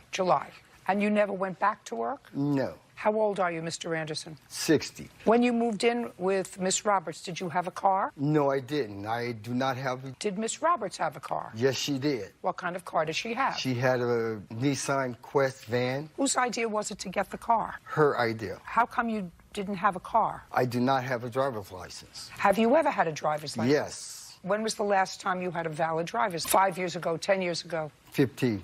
15 years ago? Yes. So you had no use for a car? Correct. What? Just to give you a little background, the reason we got this car the second time around in my name, the first time when we got a car, I put up my car for a down payment. It was a trade-in. Mr. Anderson, both our names were supposed to go on a contract. He took my name off, only had his name. So when he did something stupid, he decided to leave, and he took the car. They told me I had no rights to the car because my name was nowhere on the paperwork. So this time around when we got a car, I wasn't going back through that because I wasn't sure if he was up on an up and up or not because he's flaky. Anyway. Just a second. Then you should have learned. Right now, you have the car, correct? Yes. And what this lawsuit is about, you want him to pay you for certain payments on the car when he was living with you that he said he paid. And when you ended the relationship, according to you, he reversed the payment on the car. Mr. Anderson says that's not what happened. Mr. Anderson says what happened was you got into his bank information and you made the car payment. And when he found out about it, he called his bank and reversed it. And there's also some ticket. What kind of ticket is it? Okay. Just tell me what kind of ticket it was. Is it a moving violation or a parking violation? It is a moving, I guess it's considered a moving violation. He was driving, speeding, got pulled over. He was driving, no license. Officer gave me a ticket because I could not say for sure, 100%, he had license. I knew he was in court, something's going on with the license. I didn't know the status of the license. So what was he doing driving the car, Mr. Roberts? It sounds to me as if you've known each other for a long time. So you knew that Mr. Anderson did not have a driver's license. What was he doing driving your car? He was driving my car because he was on his way to work. He had to be at work by 6 o'clock. It was like 4 o'clock in the morning. You were with him? I was with him. Just a second. Well, but you know he doesn't have a license to drive a car, so why was he driving? If you were with him, you have a license, and it's your car. Because, Your Honor, I did not know for sure he did not have a license. Ms. Roberts, I don't believe a word of that. Not a word. He was...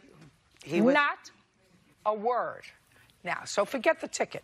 Your car, you're supposed to know who's driving your car. Your boyfriend, it sounds like for a very long time, because you not only had one car, you had two cars, he used your car for a trade-in on another car. Sounds to me more than just a 2-3 month relationship. Put your hand down. Now, he stopped working July. When did he allegedly make these car payments that you're talking about that he reversed? What month? The month the payment was made was November 19, 2016. And how much was it? $1,001. The car payment was $700 a month. What was the $1,148 for? He was bringing the car payment current. He's been making the payment since we got the car. The deal was he was going to pay for the car and the insurance, regardless if we were the getter or not. I said, that's not going to be realistic. I know that. Just bring the car current, put me back where I was before you came in lying to me, and we're done, and I'll take over. Fine. And when did you break up with him? That was the beginning of December. So 2 weeks later? I got it. So just I'm asking you a question. So 2 weeks after he brought the car current, you broke up with him. That's either a yes or a no. He moved out. That's not my question. 2 weeks after he got your car current, you broke up with him and told him it was over. Is that correct? Not quite, but yes. Because he moved out, Your Honor. We didn't actually break ties. No, actually, not according to your complaint. You say, I ended the relationship, and he moved out in December. That is correct, Your Honor. When did you end the relationship? We agreed to end the relationship in December. We had a trip planned. We were still in contact. He was still trying to negotiate our relationship. I didn't find out about the car payment being reversed until after the 4th. Just a second. It was a very simple question.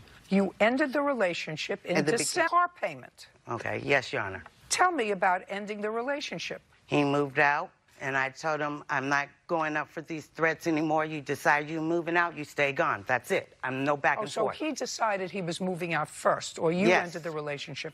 You know, I'm finding your answers a little bit vague. Mr. Anderson, how did it come about that you moved out? It was supposed to be temporarily, and me and my brother, who was incarcerated, got out. We was going to get an apartment together. He didn't have the finance. I cashed in part of my retirement, which was the $1,400, and I got bank statements to verify that from November to January 4th. The car payment was paid on the 23rd of November, and I have statements where the banks took the payment and paid the merchant. The car supposed to be current according to my bank. Just a second.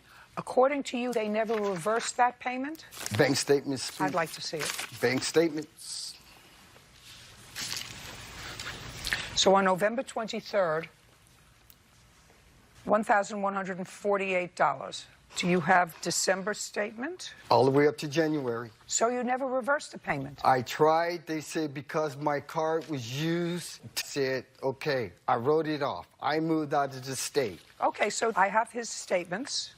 Now, what I'd like to see is your check on or about the beginning of December for $1,148.59, because if they reversed his payment, you have to pay it. I'm sorry, you said my check? Or your check or your bank statement. All I have is the statement from the company. No, I don't want a statement from the company. I don't understand. What do you want then? Because he paid directly to the company online for the note. No, you want him to pay you this money. It looks as if he's already paid this money. He can pay it back to, this is where the money's going, Your Honor. No. It's not going to me.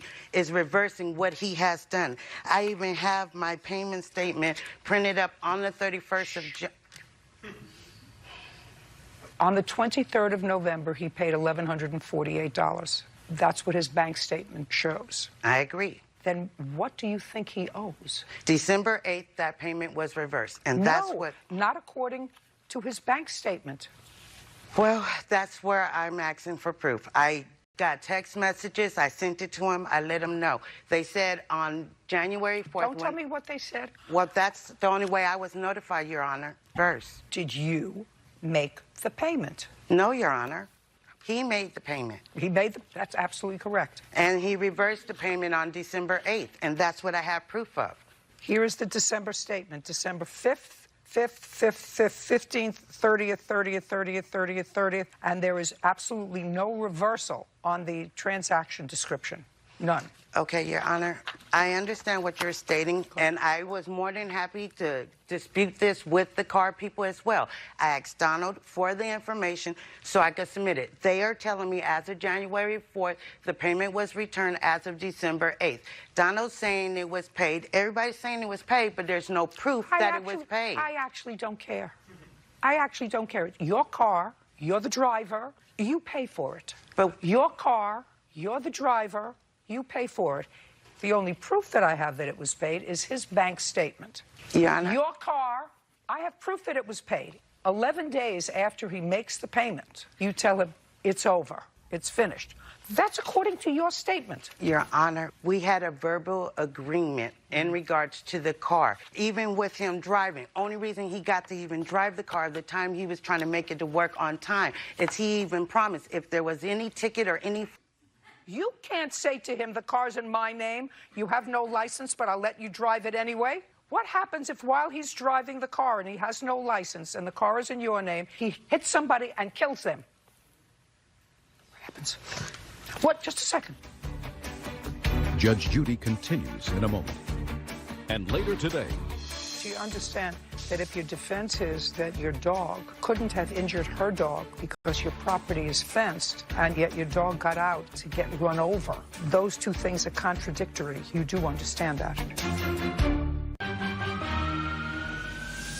Real cases, real people. Judge Judy.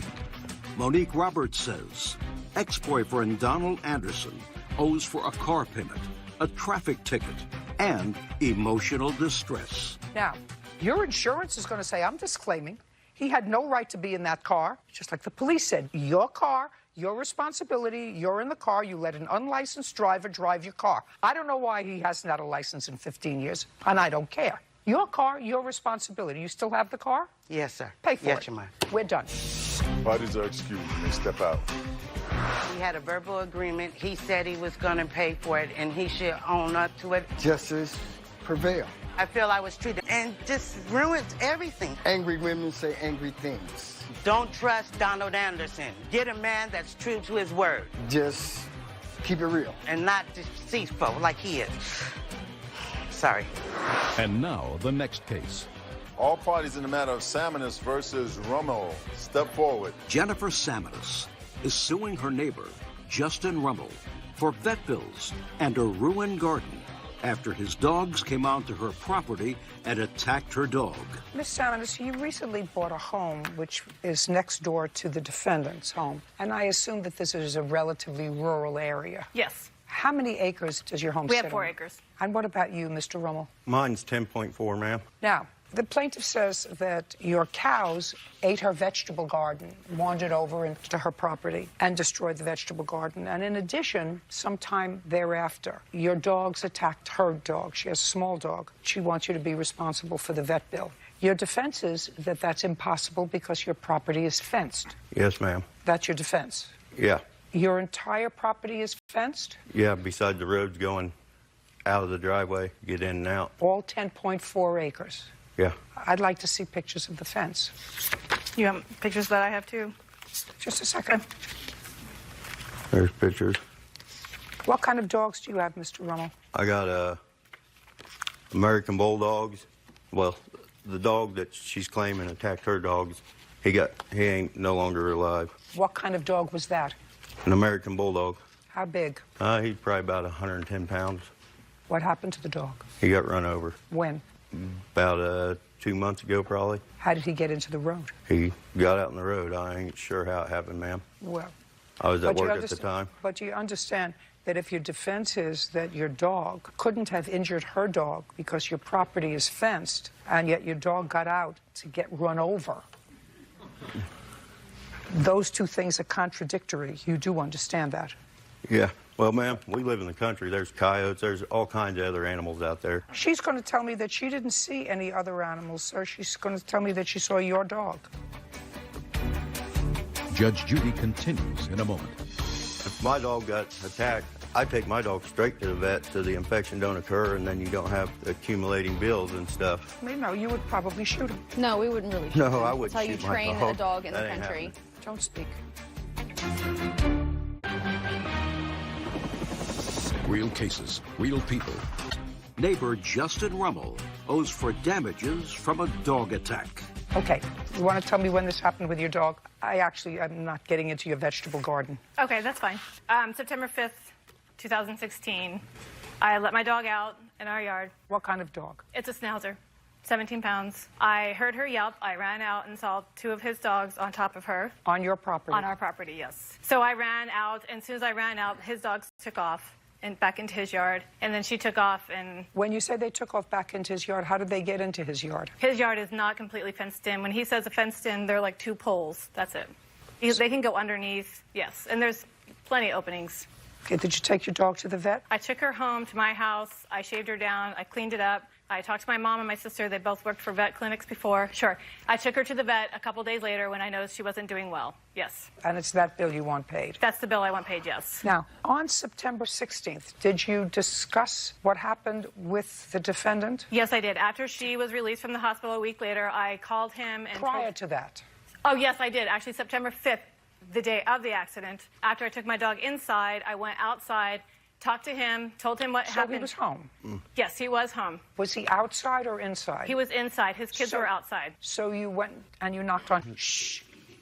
I would not go over to his house with his dogs out. He had 5 dogs. So I told his kids to go get their dad, and he came over and we had a discussion. Where was it? Outside in the backyard? It's kind of the side yard. Tell me what you said to him and what he said to you. I told him his dogs had attacked my dogs, and I was crying at the time, and then I'd let him know that, you know, if I do have to take my dog to the vet, I will let him know. And he said, that's fine. He said, you know, if you see my dogs, I said, your dogs are over here, your cows are over here. He said, if you see my dogs over there again, shoot them. And then he said, well, you know, with a BB gun. And I'm like, well, I don't own a BB gun, so. How many dogs does he have now? I'm not quite sure. Okay, can I I've see seen 2. Can I see the vet bill, please? Yes.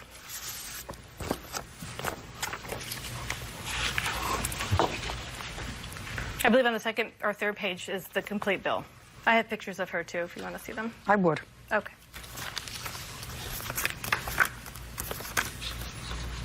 Sorry. There you go.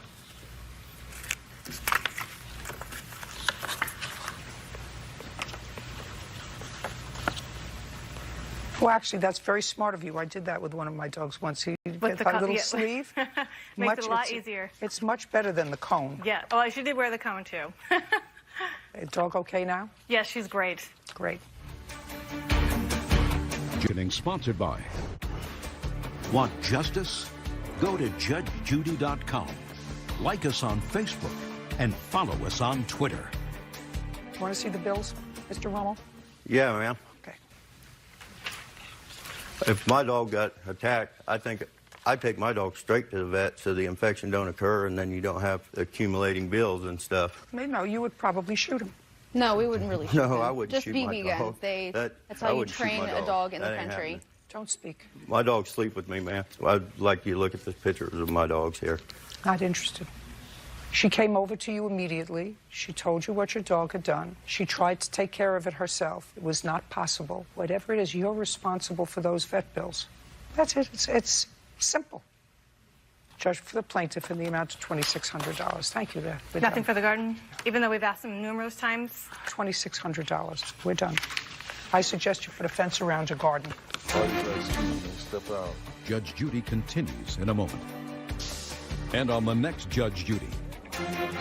I'm glad I get the vet bills paid, but the garden, you know, it's a lot of work to put a garden in. And Well, she said, my cow's got a native piece of cabbage. This garden's freaking tiny, you know, well, he doesn't come over and look at what we think. because it's a country, stuff happens. And I saw the dogs on top of my dog, so, and he knew it. That's all right. If she had proof that she seen my dogs doing that, there would be. I said, just make payments, do something, because, you know, it's on the credit card and I need it paid off. I just hope we can be neighbors, you know.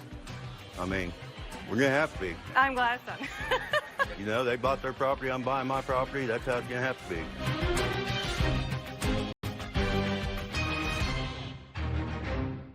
He stopped working for medical reasons. A boyfriend's illness left him vulnerable. I went back to work briefly, then went back to the hospital for surgery for about a month. But his unsympathetic ex What month's rent are you seeking from Mr. Moyo? is sick of waiting for money. The month that he was in the hospital, You filed for an order of protection. I decided that I would kick him out, and I changed the locks on Friday morning. Judge Judy. You are about to enter the courtroom of Judge Judith Scheindlin. This is Judge Judy. Michelle Nielsen is suing her ex-boyfriend, Pothius Moyo, for unpaid rent, utilities, and a personal loan. Order. All rise. Madam Nielsen versus Moyo. Thank you. You're welcome, Judge. Parties have been sworn in. You may be seated. Miss Nielsen, the defendant is your former boyfriend. You say he owes you some money. Yes, Well, let's figure it out. How long have you been living at your current address? since January of 2013. What kind of residence is it? It's an apartment complex. Is it a one-bedroom, two-bedroom? 2-bedroom, 2 bathrooms. And who moved in with you in January of 2013? My friend, Katie, but she no longer lives there. And when did she move out? January of 2014. And who moved in January of 2014? 2 more friends that I had. And how long did those 2 friends stay? They moved out in August. And who moved into the second bedroom then? Pothius Moyo? The defendant moved in with you. Yes, Why did they leave? because they didn't want to live in my apartment with me and my boyfriend. Okay. Now, When Mr. Moyo moved in, according to you, he was working, correct? I was, yes. And your agreement was that you were going to split the rent, which is how much? So it was $1,500, but it could be more with the trash utilities and the apartment fees. So it wasn't consistent every month. And then there came a time when Mr. Moyo became ill. He had some surgeries? Yes, I had 2 surgeries for my femur. And then he stopped working for medical reasons and then moved out in... I ended up moving out in November. November of 2016. 16, yes. Okay. Now, what months, Moyo? The months that he was in the hospital, that he wasn't able to pay. You're not going to get that. That's ridiculous. That's what you do when you have a mate, and your mate goes into the hospital and is unable to work. If you care for your mate, then you say, listen, if I got a terrible disease and I had to have surgery and chemotherapy and radiation, I would expect my mate to cover my bills while I was unable to work. Yes, and when he goes back to work at Postmates and Uber and still continues not to pay me back for that. Just a second. What you said, I'm suing him for the time that he was in hospital or unable to work. So I'm not considering that time. So now I'm asking you, what months was he working and chose not to pay rent? Because you lived together for a long time without a problem. So think of my question and tell me which months. May, June. Okay, in May. Were you working in May? I did work in May, yes. Did you give her any money in May? No, I did not. Why not? I was just starting out, again, like going back to work. And I also was trying to catch up on all my bills, like cell phone bills, insurance, and car Did you payment. have a discussion with Miss Nielsen about not contributing at all to rent? No, we did not. However, at that time, I was actually the one who was doing all the groceries. So I felt like that was... Your contribution? Yes. That was your contribution. You chose to pay other bills instead of paying any part of the rent? Yes. Now, what other month? June. Were you working in June? I lost my job at the end of May, but I did pay rent June because that is when I got all my, like the back pay. So what did you give Miss Nielsen? I just gave her half of the rent. In June? Yes. No, he did not. How much of a check did you get? Like $1,700. He gave you June. What other month? July. Were you there in July or were you working in July? That's when I was driving for Postmates, and I did not. Give her rent? No, I did not. I never received that check that you said for the prior month that you said he gave you July. I never received a check from him. So does he have the check for that? Don't ask him any questions. We're now in August. August? Did you pay her any rent in August? No, I did not. Were you working? Yes. So you owe for August. What about September? September, I went back to the hospital because I had been taking medication. It was affecting my liver, and I was in the hospital for 2 weeks. Was he in the hospital in September? The last week he was. What about October? October, I paid her. Yes. That's $2,200. Now you're going to tell me about a loan. Yes. Tell me, allegedly, when this loan was and what was it for? It was for car repairs for his vehicle, a little bit. How much? It's $200 in cash. Do you know what she's talking about? Yes, I had a problem with my car, so she paid for it, and then I paid her $200 back when we started living together. However, I just never paid her, but we never spoke about it. So how much is left on that? You originally gave him $1,700? The total that he still owes for is $872.86. That's $3,072. Now he has a counterclaim. Yes. In November of last year, Mr. Moyo left the apartment. I gather things weren't going well, and you had made an arrangement that he would be moving out of the apartment on or before February 1st, so he could save up some money to move. Is that correct? Yes. And then he went out of town in November of 2016. Where did you go? I went to San Francisco. For how long? For 2 days. Now, during that 2-day period, you filed for an order of protection. I did. And a lockout order. Yes. I'd like to see a copy of what you filed.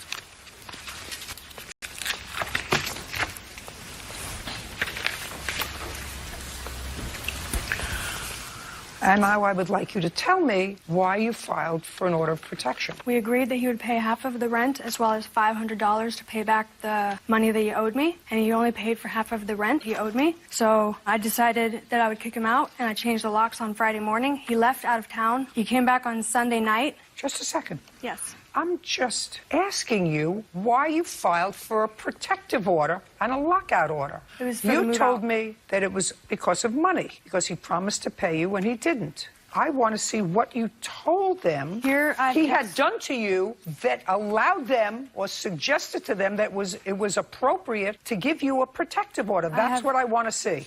I have text messages? No. I don't want to see text messages. I want to see the paperwork that you filed in court asking for a protection order. You asked for a protective order because you are in fear, because the defendant has assaulted, menaced, threatened, or harassed you over a period of time, or there was an incident in which he assaulted you, menaced you, threatened you, or harassed you, immediately preceding filing for the protective order. Now, I want to see the allegations that you made against him. You're not following me. You want to give me your piece of paper. I don't want your piece of paper. You already told me why you filed for the protective order. You told me because he didn't pay you and he had promised to pay you $500. That's what you told me. And that's why No judge will grant a lockout order based upon that. They'll say to you, go to housing court. Give them a 30-day notice. That's what they do. Only if you lied in the protective order would the judge give you a protective order. Show me. I showed the court. No. You have everything on your desk for the restraining order. Would you give it back to her? I want her to show me what she told the court in her application for a protective order, in the application when she went there by herself, the day he left for San Francisco, or the day afterwards, because that's his counterclaim.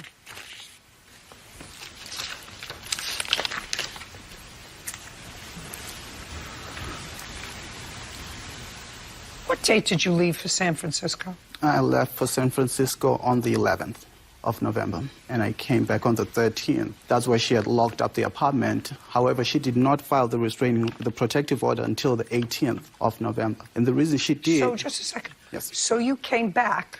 Yes. And then there was a lockout order? When I came back, she had locked, and she had texted me and said that she changed the locks. So when I came back from San Francisco, I went to the apartment, and indeed she had changed the locks. Did you lock him out of his home? On Friday morning, I had the locks changed. Yeah, you can't do that. You can't do that. I'm the owner on the lease agreement to pay me back the money that he owes me. Miss Nielsen? Yes. You have no legal right to do what you did.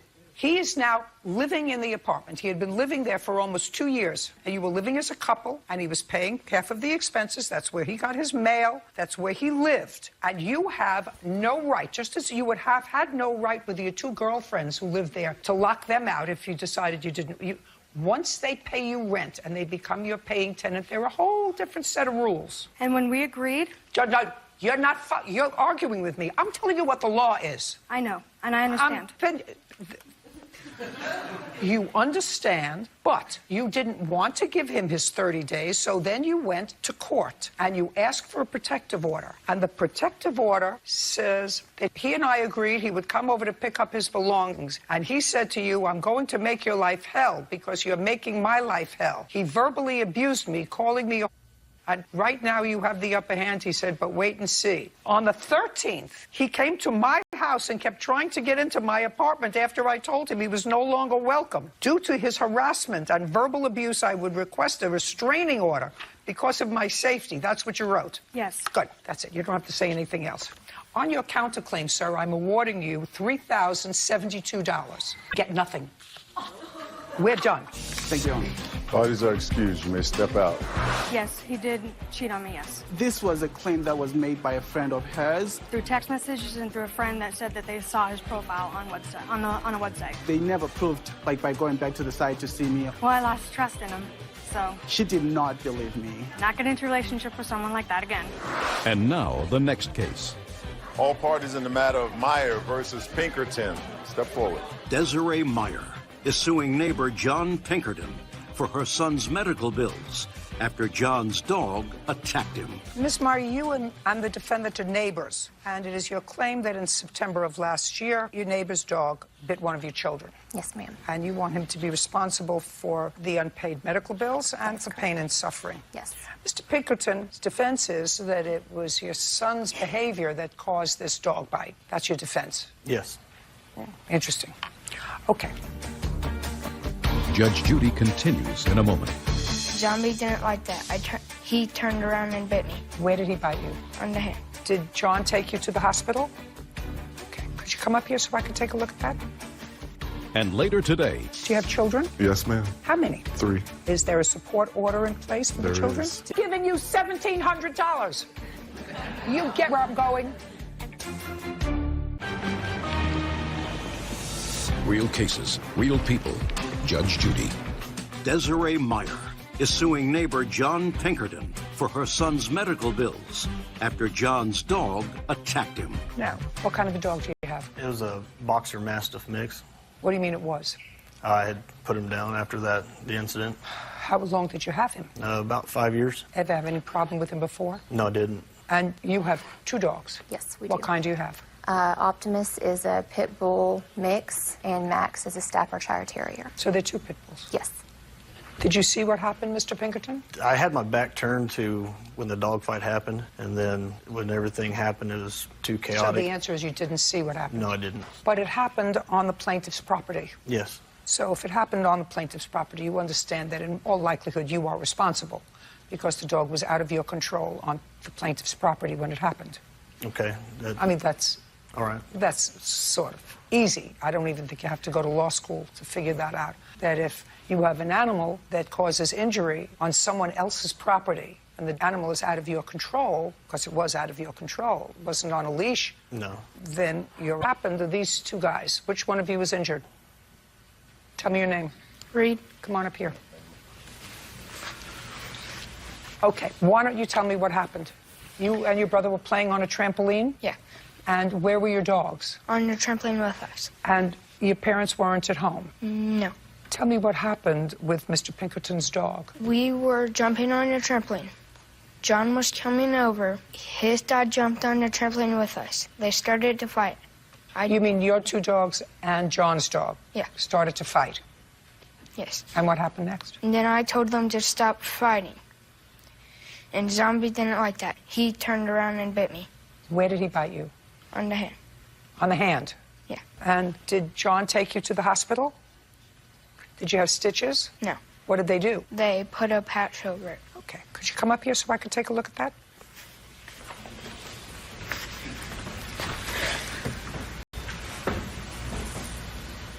Nasty. Okay. Go back and sit down. Can I see your out-of-pocket medical expenses, please?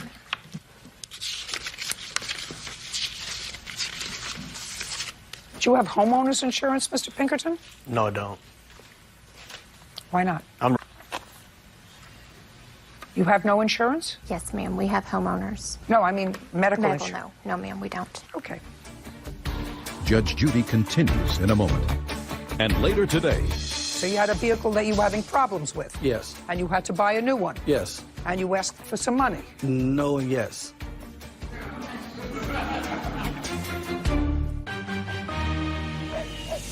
Real cases, real people. Judge Judy.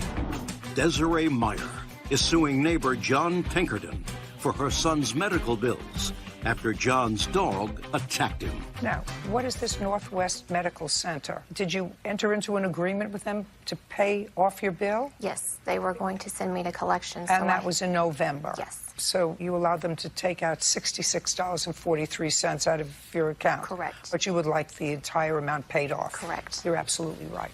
Judgment for the plaintiff in the amount of $4,000. We're finished. Thank you. Parties are excused. You may step out. John contacted me on the phone and told me that he was taking Reed to the hospital. They just asked me to put him down if I was going to, to do that myself. It was shaken. I mean, it was completely, there's no words to describe it. Pretty difficult. It's unfortunate. The whole thing is unfortunate. You all get along. I hate that any of it happened. case. All parties in the matter of Bryant versus Lee. Step forward. Joaquin Bryant is suing his former friend, Darrell Lee, for an unpaid loan to purchase a work vehicle. Mr. Bryant, you claim a loan to the defendant, who was a friend of yours. He needed money to buy a truck. He was having some transportation problems, according to your complaint, and said that he couldn't get to work without the truck. He needed $1,700, which you say you loaned to him. Yes, ma'am. Mr. Lee does not deny that you gave him $1,700. However, he has some convoluted defense, which I'm going to let him try to explain to me. When did you give him the $1,700? February 16th. Of last year? Of 2016. Did you give it to him in check or cash? Cash, ma'am. Okay. Now, did you have a truck at the time? Yes, I did. but there was problems with it, and Okay, it so you went had a down. vehicle that you were having problems with. Yes. And you had to buy a new one. Yes. And you asked for some money. No and yes. Well, how would he know that you needed? I didn't ask him for any money. Tell me how the $1,700 came about, sir. Exactly. And Okay. remember one thing, in the words of a very wise person, if you tell the truth, you don't have to have a good memory. Judge Judy continues in a moment. Closed captioning sponsored by. Want justice? Go to Judge and follow us on Twitter. Tell me how the $1,700 came about, sir. Exactly. And Okay. remember one thing, in the words of a very wise person, if you tell the truth, you don't have to have a good memory. Okay. Well, exactly what happened was Mr. You Bryant. see, right away, you're looking over there. Look right here. Mr. Bryant knows that I'm a DJ. Don't tell me what Mr. Bryan knows. Okay. Well, I don't want you to tell me what he knows, what's in his head. I want you to tell me $1,700. Mr. Bryant came to me, and he offered to help me fix my van. That's not true, Your Honor. So this- He offered to help me fix my van, and he said that he would not lend, but he would give me the money because of the fact that he wanted to help me out with my gigs, and he would have extra gigs for me. I would give him 25% of my gigs, and then that, he would earn the money back that way. That's not true, Your Honor. Just a second. If you speak again, I'm going to dismiss your case, and you don't want to do that because you're going to win. Right? Yes, ma'am. What do you do for a living, sir? I'm a customer service manager. And are you a married man, unmarried? Single. Do you have children? Yes, ma'am. How many? 3. Where do they live? They live with their mother. Is there a support order in place for the There children? is. Did they take that money right out of your check? Directly out of my He's paycheck. not giving you $1,700. You get where I'm going? He has 3 children. He's not giving you $1,700. You $1,700. You gotta be nicer. Hey, you gotta be man enough to pay him back. He didn't lend me anything. You gotta be man enough to pay him There back. was a promise that he gave me. He promised Your Honor, that he was going to get me some gigs. $1,700. Judgment for the plaintiff. We're done. Oh, Judge Judy, you may step out. Judge Judy continues in a moment. And on the next Judge Judy.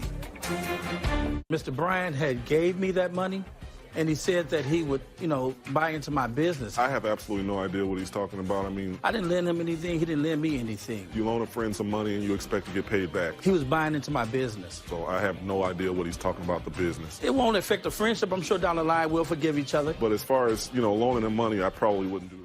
That morning, he was perfectly fine. It's the last thing a mother wants to hear from her baby's daycare. You got a call from the defendant who said that she couldn't stop him from crying. Your 4-month-old child had a broken leg. Yes. And excuses? I don't know that it happened in my care. Mom doesn't want to hear it. Within 24 hours, the baby was in surgery for a broken leg. Maybe the baby was having a bad day. How could any state allow you to take care of children? Judge Judy. You are about to enter the courtroom of Judge Judith Scheindlin. This and David Walker are suing daycare owners Heather and Justin Shear for medical bills after their 4-month-old son broke his leg while in their care. Order. All rise. It's case number 442 on the calendar in the matter of Walker versus Shear.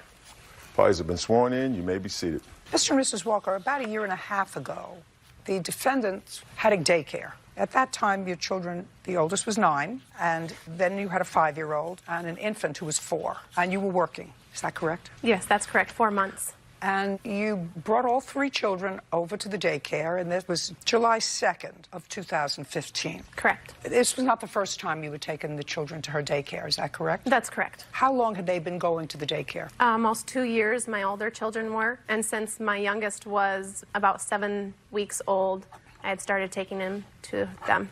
Now, I'm going to start now with you, Miss Shearer. Yes. Do you have your own children? I do. How old? I have a 12-year-old, a 9-year-old, a 7-year-old, and a 4-year-old. So at the time, Miss Walker, I think, dropped off the children. Yes. Your children were at home? Yes. So she had 3, you had 4. 3 of my children were at home. Between you, how many other children were you caring for in July of 2015? That day, I was caring between 4 and 6 more children. Between 10 and 12 children? Correct. And who was there with you? My husband. Period? Yes. How much do you get per child for $20 a day is what I normally charge. And you were charging her $20 a day or $60? I don't believe How so. much was she charging you? It was $350 for every 2 weeks. And did you know that she had between 4 and 6 other children aside from her own? I did not know an exact number, but I knew there was other children there. Did you know how many people she had taking care of all these children? No. Well, Between who 10 and was 12 working at the daycare? I knew that both of them were working at the daycare. What state do you live in? Idaho. You need a license to have a daycare in your house? Yes, ma'am. You still have your license? Yes, ma'am. How many children do you care for now? Between 10 and 12. With him? By myself. Where is he? He has a job. Now, your 4-month-old child had a broken leg. Yes. And you dropped him off at the daycare. He was fine. That morning, he was perfectly fine. Subsequently, you got a call from the defendant who said that she couldn't stop him from crying. Is that right? Correct. Your lawsuit wants her to pay for your medical bills because he shouldn't act. But they weren't because they found that nobody probably purposely broke a child's leg. Only found that there wasn't enough Don't evidence. tell me what they found. They weren't covered. Now, this is your story that I'm getting from your papers, right?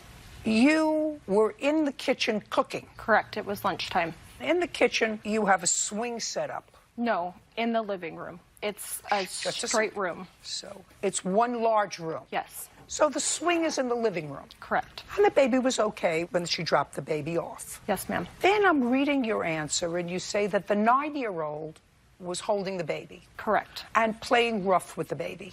Correct. You see what you wrote here. So her 9-year-old, who you're supposed to be watching, was, let me just get the words right here, Bird. The baby was crying, so his older brother got him out of the swing and he stopped crying. Correct. The baby started crying again, and when I turned around, do you remember what you saw? Yes. Tell me what you saw. The brother had the baby on his back on the floor. He had his legs up in the air. He was holding his legs or ankles, and he was twisting him back and forth throughout the living room. Okay, so what did you do? I asked him to please stop. You asked him, according to you. I told you're an idiot. How could any state allow you to take care of children?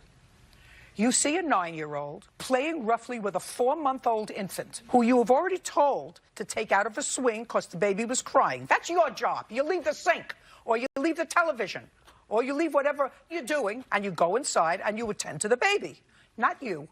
You tell the 9-year-old, play nicely. According to her, I just want you to... You saw the baby being taken by the legs and ankles and swung. This was the motion that you made, and swung around the room. And you say to a 9-year-old, play nicely. I'm going to read on.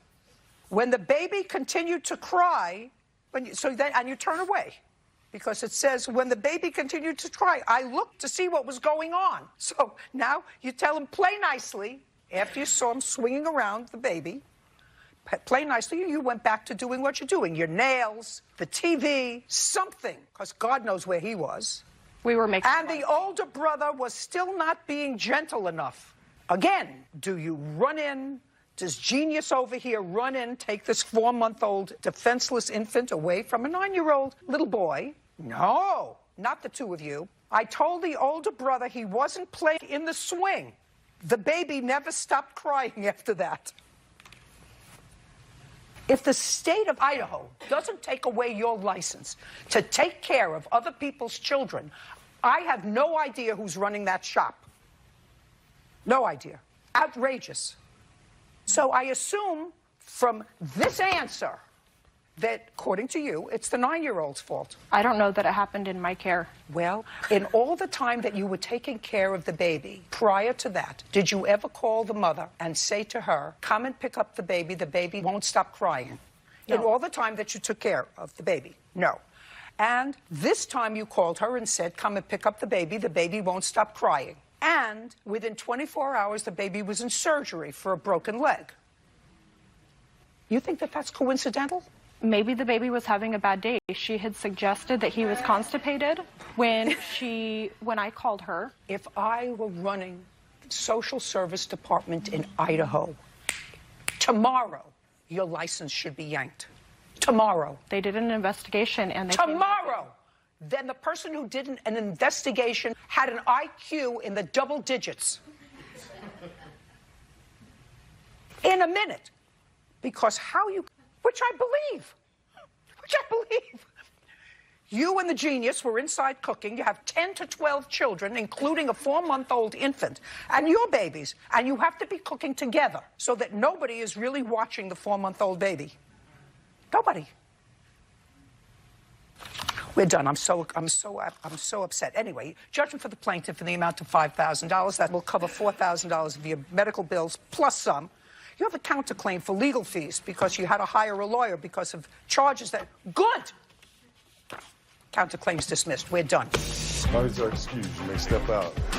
This was extremely difficult. My son, I do feel bad. I could hear him screaming when she called me. I love children, and that entire night when he was getting x-rays. A sad situation that he was injured. I knew right away. I'm a nurse, and it's an unfortunate accident. Like, his leg was bent out to the side and it wasn't moving. Nobody knows that the accident happened in my care. And when I picked it up, it grinded. You could feel it and hear it. They closed the case. They had not enough evidence to charge me with a crime. He, during the entire investigation with the police, plead the fifth. They had no findings. That would be why they don't have enough evidence. Don't let siblings help with perfectly fine now and walking, so at least I have that. And now, the next case. All parties in the matter of Griffin versus Childress. Step forward. Diane Griffin is suing her former hairdresser, Nicole Childress, for causing her hair to fall out.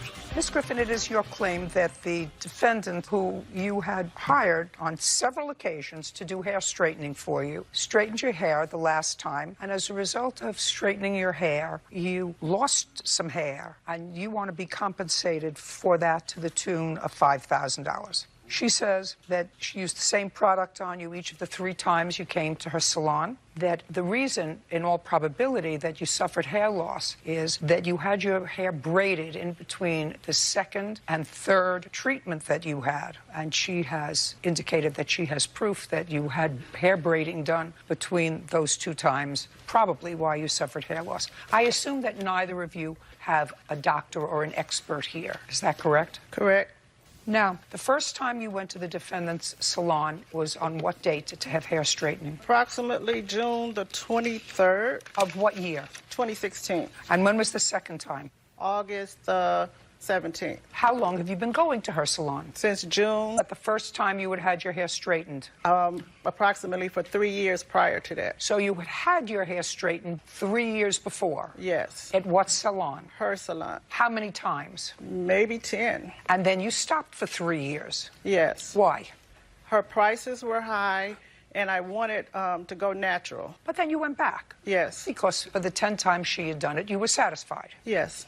When was the 3rd time you had it done? Approximately October the 20th. Between June 21st and October 20th, did you have your hair braided? No. Did you have any other process done to your hair? Shampoo and wash only. Where? At Plaza Salon. When was that? Approximately September the 4th, I did the first roller set. So it wasn't just a shampoo. You had your hair set. With rollers. Shampooed and set. And when was the next time you had your hair shampooed and set at the Plaza Salon? Approximately November the 5th. And when for the first time did you complain to the defendant that you were having trouble with hair loss? On what date? Approximately December the 18th to the 20th, somewhere around there, of 2016. So let me understand this. You had your hair relaxed for the 3rd and final time. Yes. October 20th. October to November, November, first time that you complained to her that you were having hair loss problems. That's when I called her because of the way. Yes. The answer is yes. Yes. And in between that time, you went to another salon. Early part of November. Did you go back, just for my own curiosity, did you go back to the other salon after November 5th? No. Why not? Judge Judy continues in a moment. If your hair gets burnt, you know it right away, not 2 months later, unless you have an expert witness to testify that it could take 2 months to show hair loss from a chemical burn. Real cases, real people.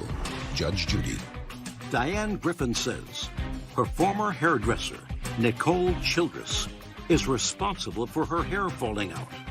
Nicole is countersuing for slander and defamation of character. Now, in between that time, you went to another salon. Early part of November. Just for my own curiosity, did you go back to the other salon after November 5th? No. Why not? I usually go to the salon when I have something major going on. I had a baby shower that weekend. That's why I went and got the roller set. After that, I didn't have any major engagements to go to. So I put it in a ponytail coming out really bad. I couldn't tell how it was coming out because it was in a ponytail. And when I combed it, I could just see hair coming out. What else do you have to tell me? That the product that she used, she stated I only had to have a relaxer every 2 months. But the last relaxer in October that she gave me was different. The way she put it in my hair, she kept combing it, asking me, was it burning? And she never did that the prior 2 times. And the hair started coming out because I needed to have a relaxer before the 2 months. I needed it within 4 to 6 weeks, not the 2 months, because it was different. You have no case. You have no case. Okay. This is what I'm getting. You went to the defendant 10 times, and you were satisfied. Then you stopped. You didn't go back for 3 years. Then you went back in June. You were perfectly satisfied. You went back in August. You were perfectly satisfied. You went back in October. You were perfectly satisfied. In between those dates, you went to another salon and had other work done on your hair. No chemicals. Yep.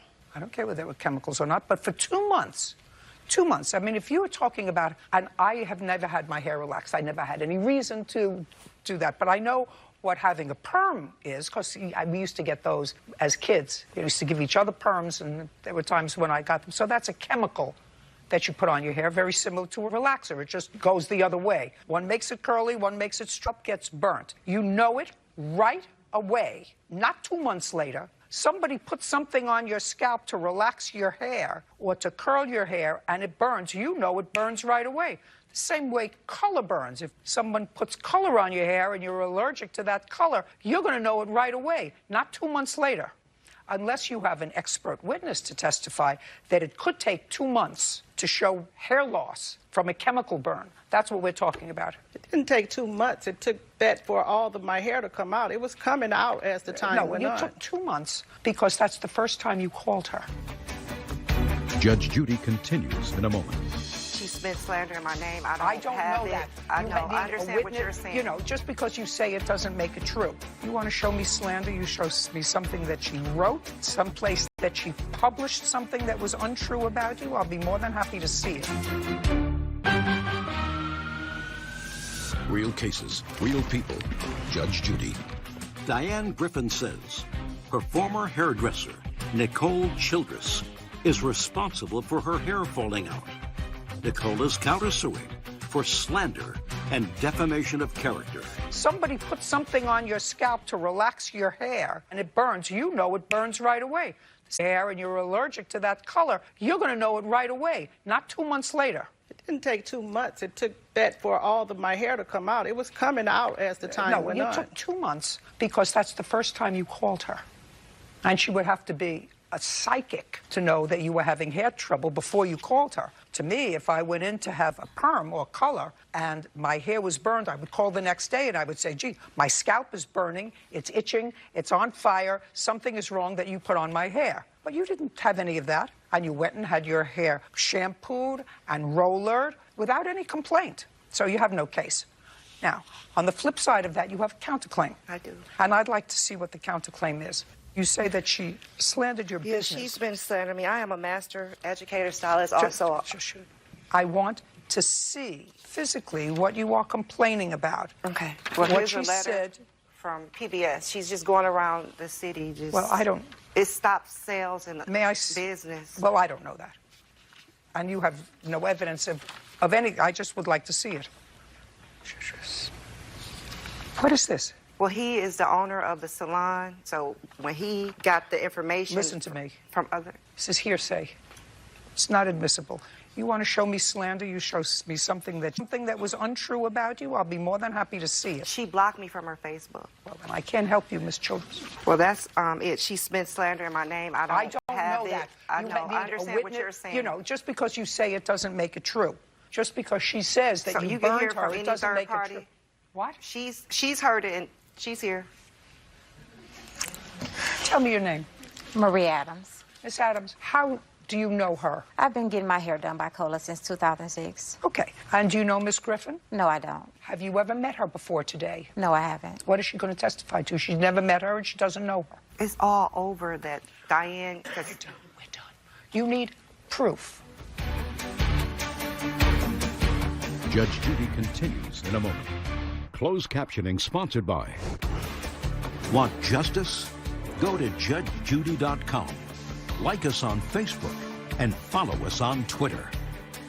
What is she going to testify to? She's never met her and she doesn't know her. It's all over that Diane. We're done. You need proof.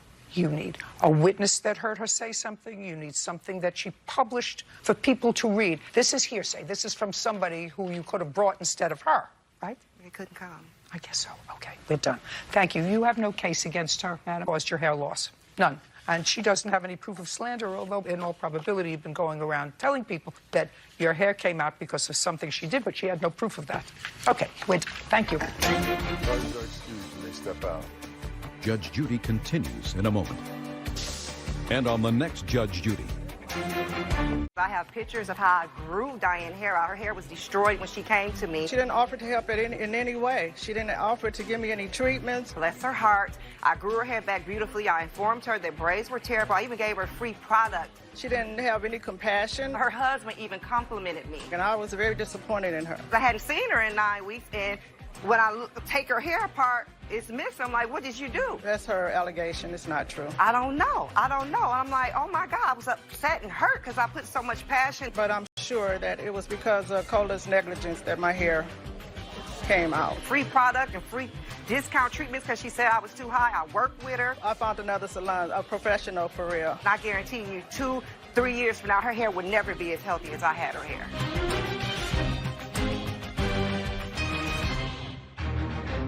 Don't call the police. I don't want to get into trouble. I'll pay for the damage. You didn't pay for the damage. Now the judge's patience is wearing thin. Why are you showing me a picture? Just some pictures on how I had the car in general. Do you know how old I am? Do you know that every second of my life is precious? Judge Judy. You are about to enter the courtroom of Judge Judith Scheindlin. This is Judge Judy. Luis Guevara Enriquez is suing fellow motorist Alfred Boykins for damages to his car after Alfred rear-ended him. Order. All rise.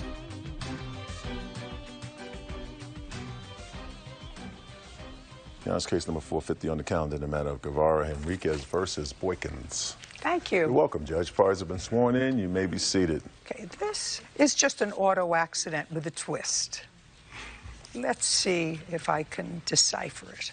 Mr. Enriquez, this accident happened in December of last year on the 3rd. Correct. Mr. Boykins rear-ended you. Mr. Boykins doesn't deny that he hit you in the rear. He hit you in the rear. Everybody stopped at a light. Car in front of you went. You went. Mr. Boykins went a little too fast and hit you in the rear end.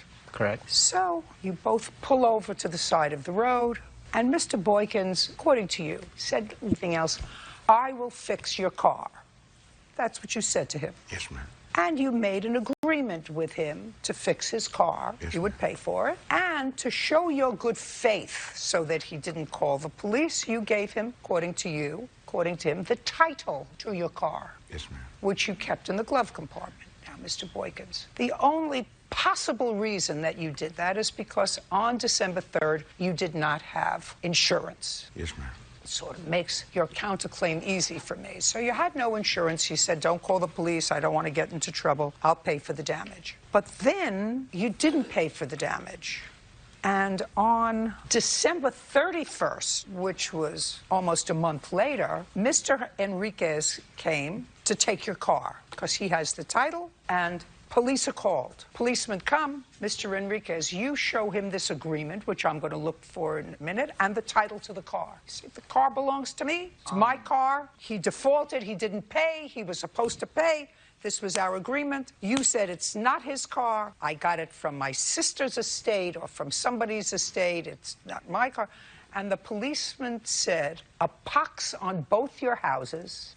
I'm taking your car to impound. Let the courts decide whose car it is. Because he broke the agreement and didn't give you enough time to pay for the car. Your car was impounded. You don't have any money to get the car out of impound, so you have a counterclaim for all the fees for the car. That's your counterclaim. Yes, ma'am. Well, that's dismissed.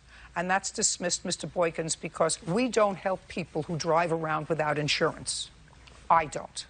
And if you had had insurance, liability insurance, and you hit the plaintiff's car in the rear, your insurance company would have paid for the damage to his car. Simple as that. Then we wouldn't be here.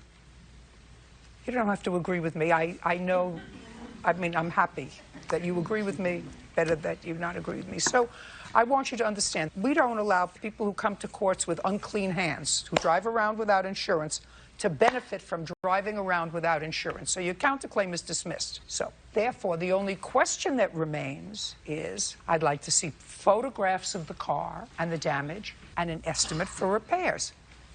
This is almost like a monologue. Perfect. I love it. Could I see photographs of the car?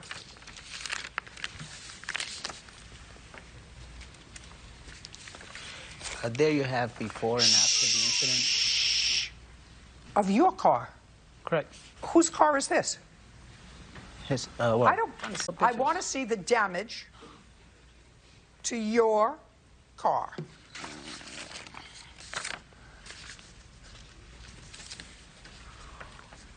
Would you please look up, Officer Byrd, the value of a 1990 Honda Civic?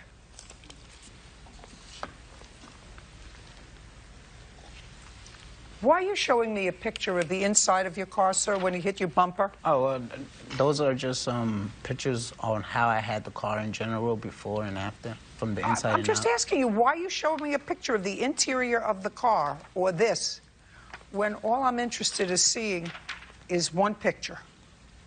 Do you know how old I am? Do you know that every second of my life is precious?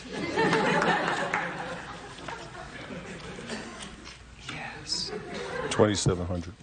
2,700. Well, Mr. Enriquez, you are going to find someplace cheaper to fix the bumper of your car than $2,000.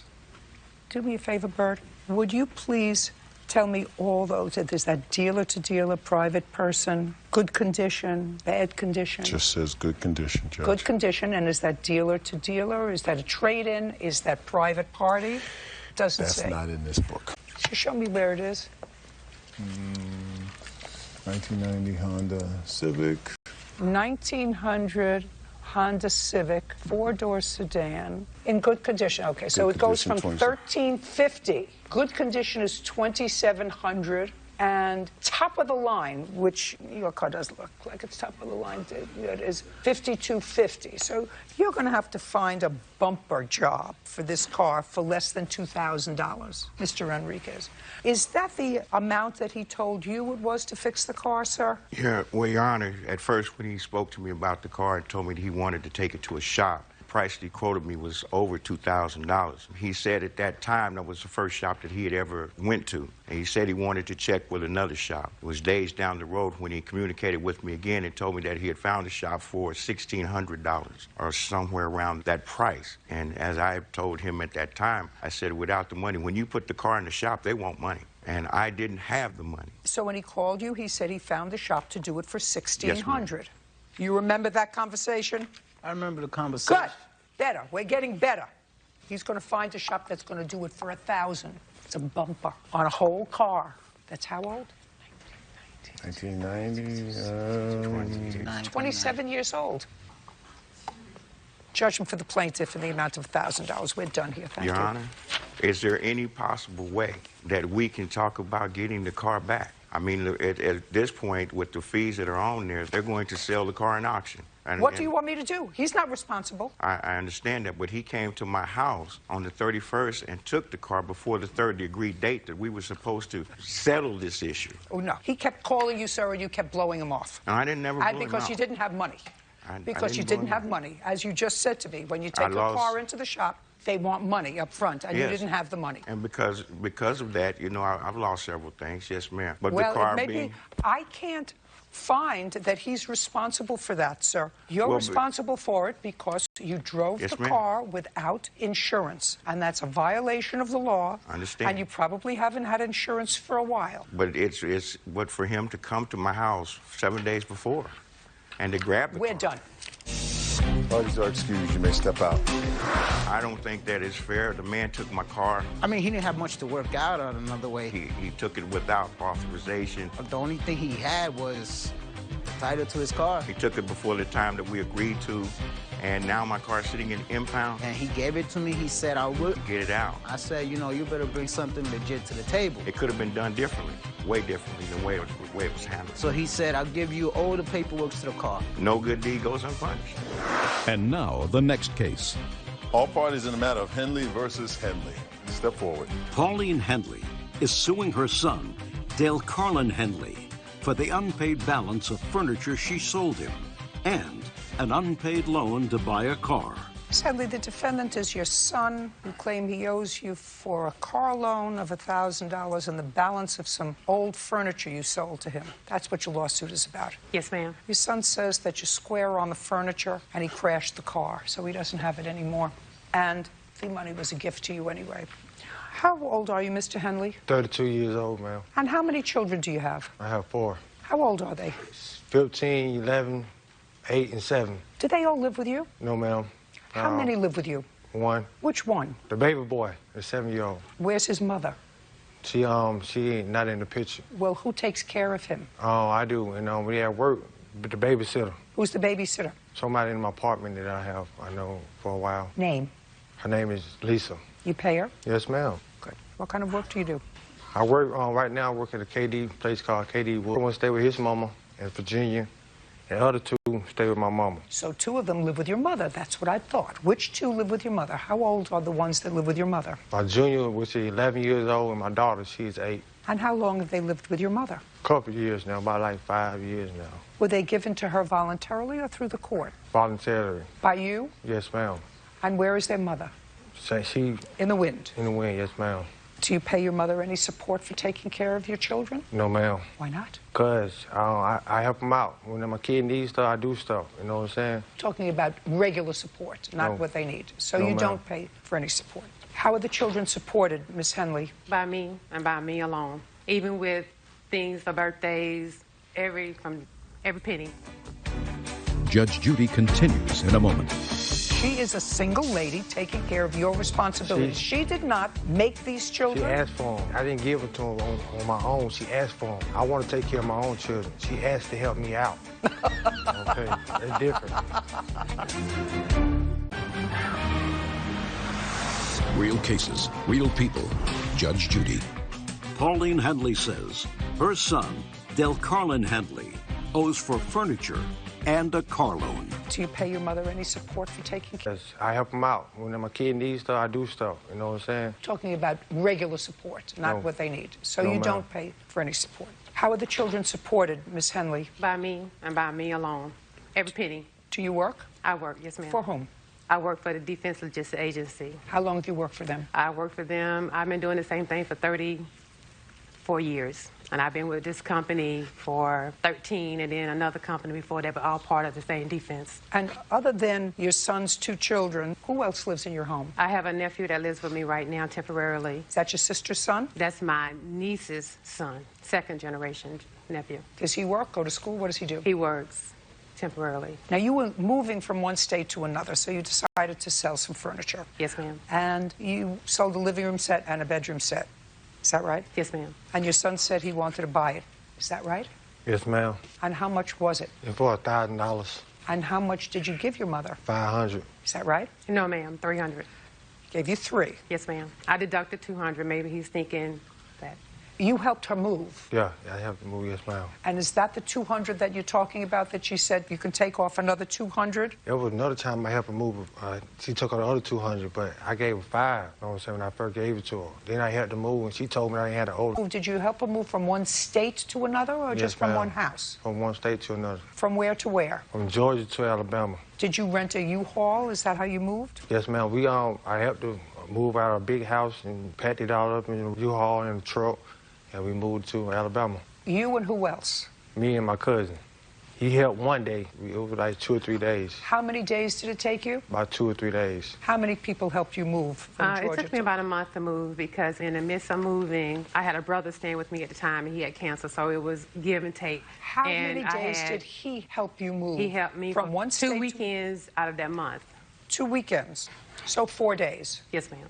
And throughout the thing, I had a total of 8 people in and out helping. It's okay. He helped move for Yes, a total of, according to you, 4 days. Yes, ma'am. And according to you, therefore, you think that $50 a day is appropriate compensation for him. Yes, ma'am. Because what his statement is, you said to him after he helped you move, you don't have to pay me any more money. I believe you.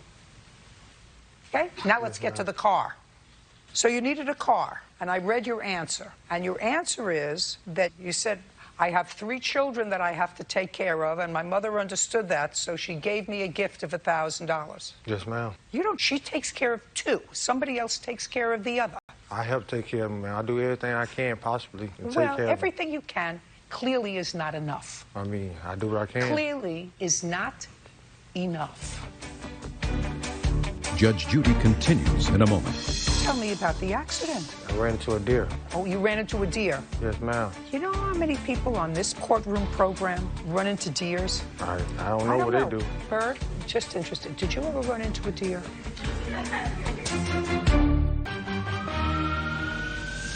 Real cases, real people. Judge Judy. Pauline Handley says her son, Delcarlin Handley, owes for furniture and a car loan. You said, I have 3 children that I have to take care of, and my mother understood that, so she gave me a gift of $1,000. Yes, ma'am. You don't take care of your 4 children. You take care of 1. She takes care of 2. Somebody else takes care of the other. I help take care of them, man. I do everything I can possibly to take Well, care of everything you can clearly is not enough. them. I mean, I don't do what I can do. Well, that's true. You can only do what you can do. But she's a single lady taking care of your responsibilities. Just, I want you to think about that. Yeah. She is a single lady taking care of your responsibilities. She did not make these children. She asked for them. I want to take care of my own children. She asked to help me out. Okay, they're different. Let me tell you what she would like to do better. If they weren't in the picture at all. She loves them. So she didn't want to see them neglected. Okay. Being taken care of by Lisa. She said they have a grandmother, so you can't take care of them. I'd rather take care of them because their mother's in the wind and clearly not responsible. So I'd rather have somebody who loves them and is responsible. She's clearly a responsible lady. She's had the same job in the same field for 30 years. Doing what you can do for your children who are being taken care of by somebody else is never enough. I mean, it's enough when you ask it in, man. I mean, what you want me to do? I'm doing what I can possibly. Good, well, I mean, that's what you want me to fine. do? But then I you mean, don't come on. take money from her as well. I'm not taking money from You her. took $1,000 from her for the car. And after you took $1,000, how long did you have it before you crashed it? About 3 weeks. And I didn't take it from her. She offered it to me. I didn't ask her for the money. Okay.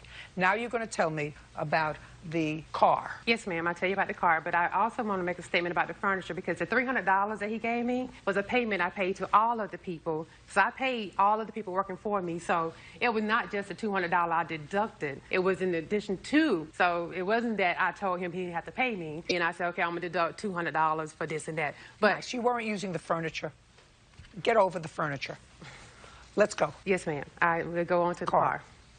In July time frame, he came and he said they needed a car to go to work because they were driving my car to work. Who's the they? These two here. My nephew that stayed with me and my son. So they need, because they were using your car? Yes, How ma'am. many cars do you have? I have 2. So they were using one of your cars? Yes, ma'am. So why did they need another car? Because they don't pay for gas, they won't pay service, they won't do anything to help out. And so I'll tell them that, okay, you can't use my car, and then if you do, I'll drop you off from work, or there's something come up where I have to be at work at a certain time and I can't drop them off. So he came and said, I found someone that has a car, and it's $1,000. Can you let me borrow it? And I was like, sure. Giving him a car helps me out, because although he said he helped with the kids, he doesn't. I have to call and beg him to help pick them up from school when I'm running late from work. I have to call and ask him to take him to doctor appointments when I can't do it.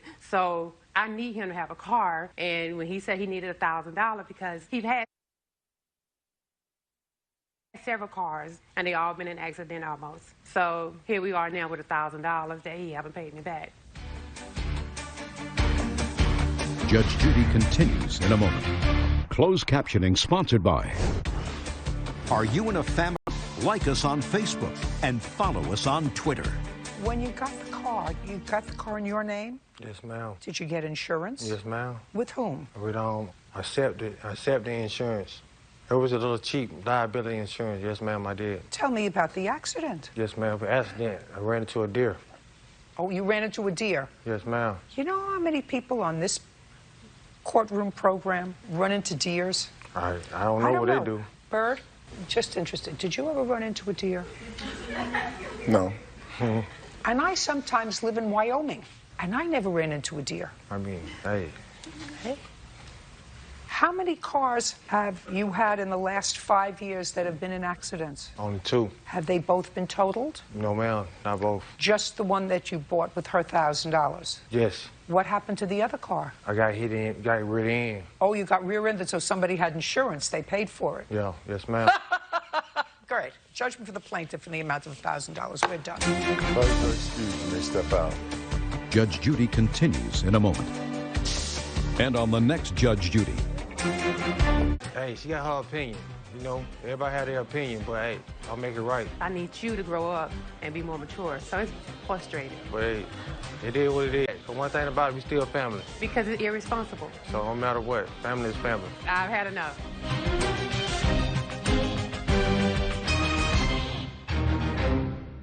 I said, if a case I pass, I'm going to put it in your name. A mother prepares for a future without her.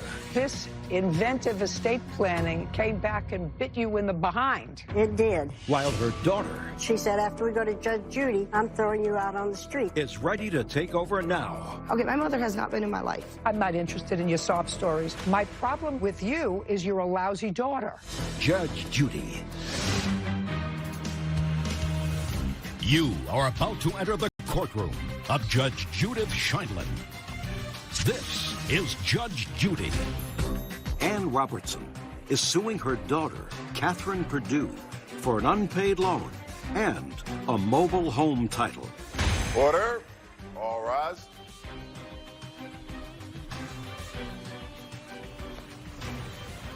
Now it's case number 428 on the calendar in the matter, Robertson versus Perdue. Thank you. You're welcome. Parties have been sworn in. You may be seated. Ladies, have a seat. Ms. Robertson, the defendant is your daughter. It's your claim that she owes you a whole bunch of money that you loaned to her, $5,000. You want a title to a mobile home that you gave her was a gift. The mobile home was a scheme. You needed it out of your name because you get some sort of government assistance.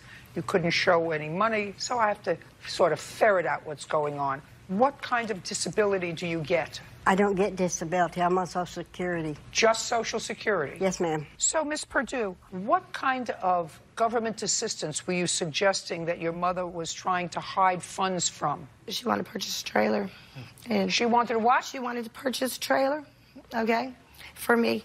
But then I found out afterwards because she put it in my name. I thought she was purchasing this trailer for me, but she put the trailer in my name because she couldn't claim that money. She couldn't have it in her name as an asset. I'm sorry, that's what I'm trying to say. Because otherwise it would consider her as an asset. Does that have to do with medical coverage? No, Your Honor. Why was the mobile home that you purchased in her name? It was purchased in her name is because I was about halfway ill or something. So I told her, I said, if a case I pass, I'm going to put it in your name. That way you can sell the house and split it between the 4 kids. I understand. So I don't know what she's talking about. So you were doing some inventive estate planning. Yes. Well, this inventive estate planning came back and bit you in the behind. The mobile home in her name, it becomes hers. It's a gift. That's what it is. You mean she can actually throw me out on the streets, which she said after we go to Judge Judy, when we come back, I'm throwing you out on the streets, and I'm selling the house. No. Well, yes. Well, I want to tell you something. That would not be a nice thing for her to do. Oh, my God. Fortunately, you have 2 other children. 3. 3 other children. But the law says that if you put a home, a mobile home, in somebody else's name, and according to you, it was done for estate planning, so that when you're no longer around, it will go to the 3 children. That's what you had hoped for. Well, Miss Robertson, I hope it doesn't happen tomorrow or in the next 10 years, but eventually we're all going to be gone.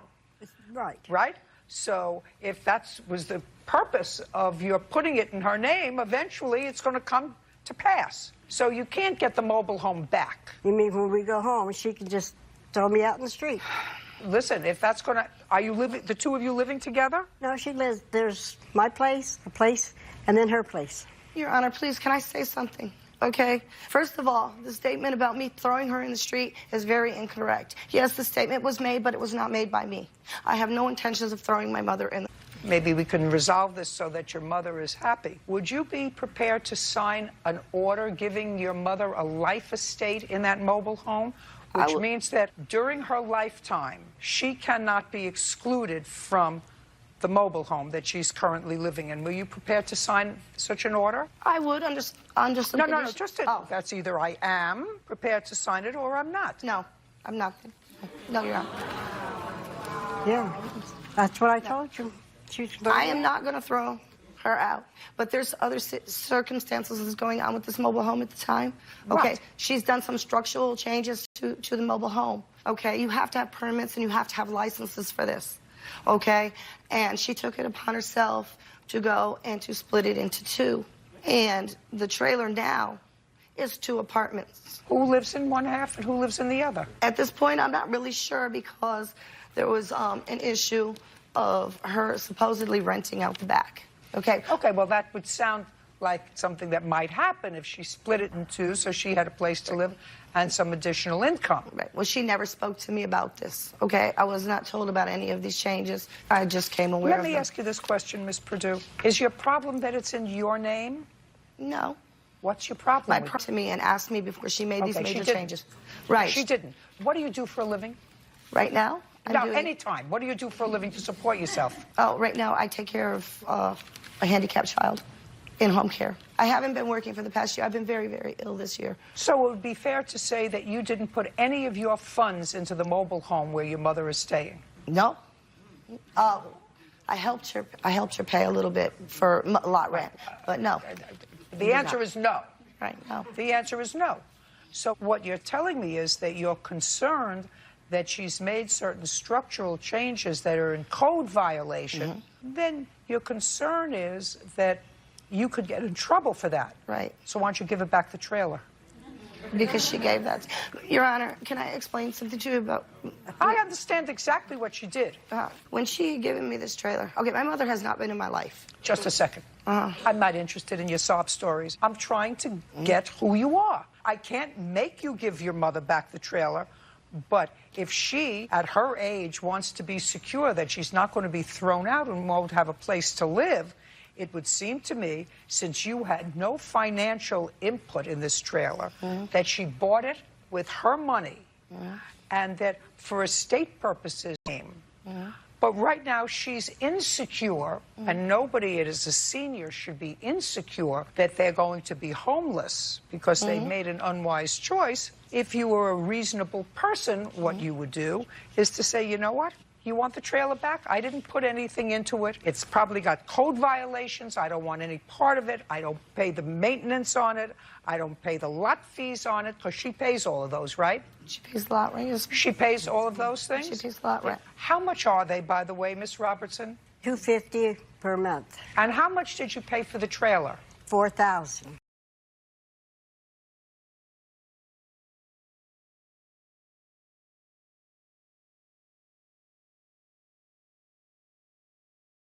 Across the street, and I paid for it. And she was supposed to pay $250, and I was supposed to pay $250 and put my name on the title. I noticed the title, she did not put my name on the title. So she owes me $5,000 for that, not $250. And I gave her all the money to repair her house and everything. And I'm living on $610 a month. Miss Robertson, when you make a gift, the gift is gone.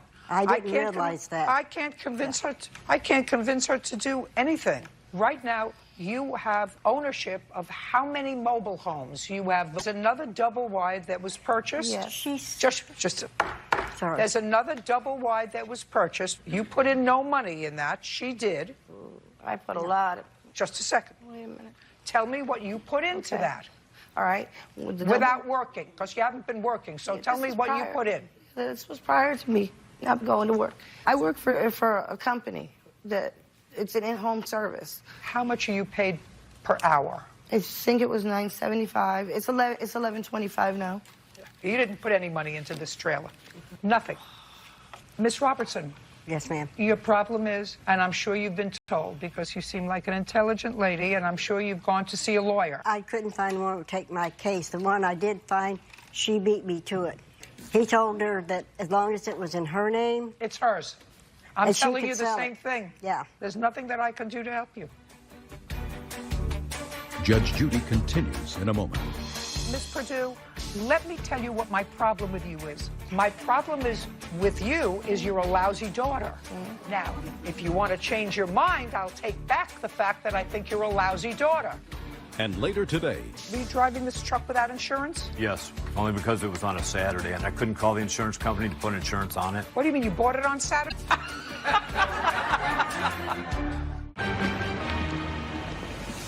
Real cases, real people. Judge Judy.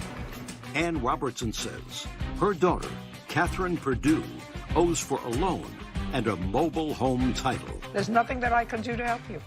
Unless your daughter wants to give you a life estate so that you feel comfortable that you're not going to be evicted from your home. Of course, what you could always do is stick her with the lot fees and move in with one of your other children. That way, she's not going to be able to cover all the lot fees, the lot fee on the house that you've remodeled that she won't turn over to you. They'll take it because she's not going to be able to pay for her house and the new one and the one you live in. Oh, no, ma'am. She sold the double wide and did not give me a penny. She sold it. Oh, she sold it. When did you sell the double wide? In May. And how much cash did you put into the double wide? And the double wide, God, I must have put... Just tell me how much you put into the trailer. I don't know exactly, but it had to be at least about $5,000. How much did you put into the trailer? About $5,000. Show me. Show me. No, I can't show you because she wanted all the receipts for her income taxes. Miss Robertson, there's nothing that I can do to help you. I'm really trying. All the receipts. She has a cashier's check for $5,000. Oh, yeah, I got the cashier's checks that I paid. Trailer she's talking about. Just a second. Do you have proof that you paid for the double wide, is my question. I'm not sure if I got the one for the double wide. I got That's the all one I'm for the one I'm interested in. living in now. I'll have to look. Not the one you're living in now. The one you're living in now you gave to her. Yeah. Okay. And we're talking about the double wide. This is my nurse's aide. Can she come You over want and to help see me? if she has it? If she has it, I'll take a look at it. And I'm just She's a home shaking health her aide. head. She's my home health aide. She works 5 days a week, This 5 young hours. lady is the one that took her money, stole her money, and she has her over here saying all this. This is, I'm sorry, but this is wrong. Miss Perdue, Miss Perdue, let me tell you what my problem with you is. My problem is with you is you're a lousy daughter. Because Hold up, Your Honor. No, I'm sorry. Because I sorry, Your Honor. No. This woman abandoned me when I was 3 years old. She didn't come back in my life until I was 48 years old. She come back telling me she was doing all this. She wanted to be with my kids and her great-grandkids. And you turn around and do this. Miss Perdue, I gave you an option to clean up this whole case and to make your mother, who has clearly made you financially more comfortable. Your mother's not going to live forever. She of knowing she's not going to be thrown out of a trailer that you own. And I said to you, are you prepared to sign an agreement giving her a life estate in that trailer so she feels if she moves, she's no longer there and you can take it back. But if as long as she's living there, she knows that she has the right to have a home. And you answered no. Now, if you want to change your mind, I'll take back the fact that I think you're a lousy daughter. I'm not a lousy daughter, Your Honor. Well, then, okay? are you And prepared? now, I don't have a problem with her signing a paper saying she can live there until whatever. Just a second. No, just a second. Stop talking fast. Are you prepared to sign an order agreeing to let your mother live in the trailer that she's currently living in, that is in your name, for the remainder of her life? Her apartment of the trailer, yes, ma'am. Just a minute. So you're prepared to let her stay in her apartment? You have a rental apartment? I put a wall in the middle of the hallway, so in case I wanted to get somebody, I had somebody that wanted to rent it. Just a but second. It's there, so there's a my door. question to you is, she's prepared. Stop looking at your papers. Judge Judy continues. What company were you insured when you picked up the truck? I wasn't insured. So they let you pick up the truck from impound without showing them proof of insurance? Yes.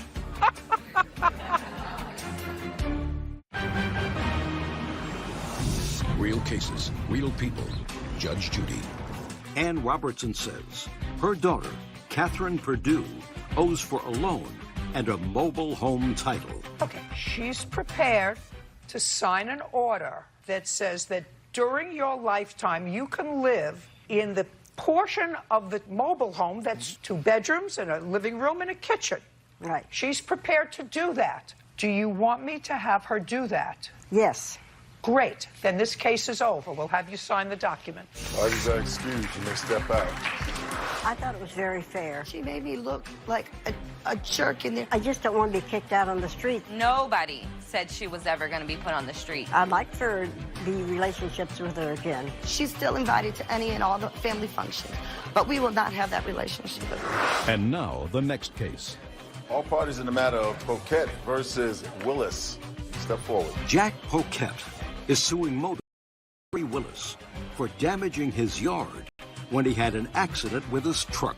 Mr. Polk drove his truck in an erratic manner onto your property and caused some damage. Caused damage to the sod, caused damage to a tree, caused damage to some piping. Mr. Willis denies that he caused any damage. You were not present. Correct. You found out about this as a result of receiving a communication from the police in your mailbox. That's correct. Do you have any witness who witnessed him driving onto your property? No, ma'am, I do not. I do have parts of his vehicle that was in my tree and on the ground within the tree. Do you have photographs of that? Yes. When did this happen? May 23rd, 2016. I also have a police report that states he was... Because, you know, without a witness, it's problematic for you. However, if you have a photograph of a piece of his car in your tree... Oh, yes. I think that that's sufficient. Now, you drove your car onto his property, clearly. You acknowledge that, correct? Yes. Why? It was raining out and a deer ran out in front of me. What time of the evening was this? It was around midnight. Where were you coming from? I was coming from... where? Pardon me? Where? From a friend's house. Had you been drinking? No. Did you say no? There. You Yes. left the truck there. How did you get home? I had called a friend. He came and picked me up. Why didn't you call the police? I didn't realize... I wasn't... There was no one else involved. Well, there was. You were on somebody else's property. No, actually, I was on the other side of the road in a ditch. And I'd like to see the note that the police left you as well. That one I have in my phone. I have a picture, but it's out in my bags. Just to show you. There. And he says Okay, I got there. it. I got it. I see where the piece of his car was. So they towed your car, correct? Yes. Did you ever get your truck back? Yes. When? About 4 days later. The damaged tree was in the root of the fresh tire tracks in the ditch. Well, you told the police that you swerved to avoid a deer, and that's when he hit a tree and ended up in a ditch. I hit a tree branch. That's not what you said. You said you hit a tree. They actually ended up in 3 ditches. Shh. I have one more police report, too. I'd like to see it. Okay. The original one does not have his insurance information on there because he didn't have insurance. I spoke with the officer to get the insurance Were you information. driving this truck without insurance? Yes. Only because it was on a Saturday and I couldn't call the insurance What? company. It was on a Saturday, and I couldn't call the No, I was just decided to drive it that day.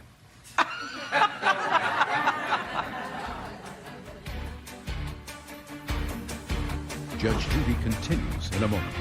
Closed captioning sponsored by... Want justice? Go to judgejudy.com. Like us on Facebook and follow us on Twitter. Okay, so you were issued 2 citations on that day, sir. One for driving without insurance and one for leaving the scene of an accident. I believe it's failure to report an accident. Yes. Right, well, let's leave it the same. He told When did you pick up the truck? I believe 4 days later. With what company were you insured when you picked up the truck? I wasn't insured. So they let you pick up the truck from impound without showing them proof of insurance? Yes. I picked it up. I picked it up on a trailer. He did have pictures of it on the trailer. Damaged. Cover... Mr. Pouquet, don't be annoying. Who covers the truck now?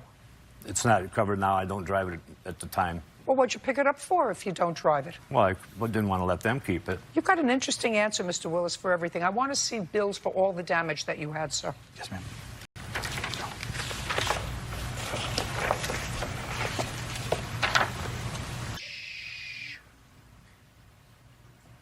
Judgment for the plaintiff in the amount of $4,200. We're finished. Thank you. Pardon your excuse, you may step out.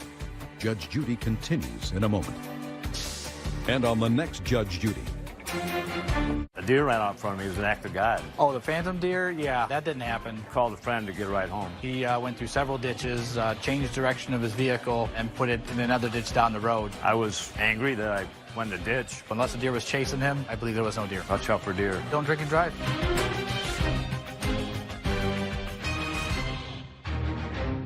He was having his boyfriend come over and stay over in the apartment. Yes, ma'am. So you had an argument. Tension builds in a cramped rental. You lost it. Yes. Did you put your hands on him? Yes, ma'am, I did. And a roommate refuses to live in fear. He felt unsafe in the apartment, and that's why he moved out. It was not my intentions to make it go that far, but... But it did. Judge Judy. You are about to enter the courtroom of Judge Judith Scheindlin. This is Judge Judy. 21-year-old Denzel Anderson is suing his ex-roommate, 22-year-old Javante Carter. All rise.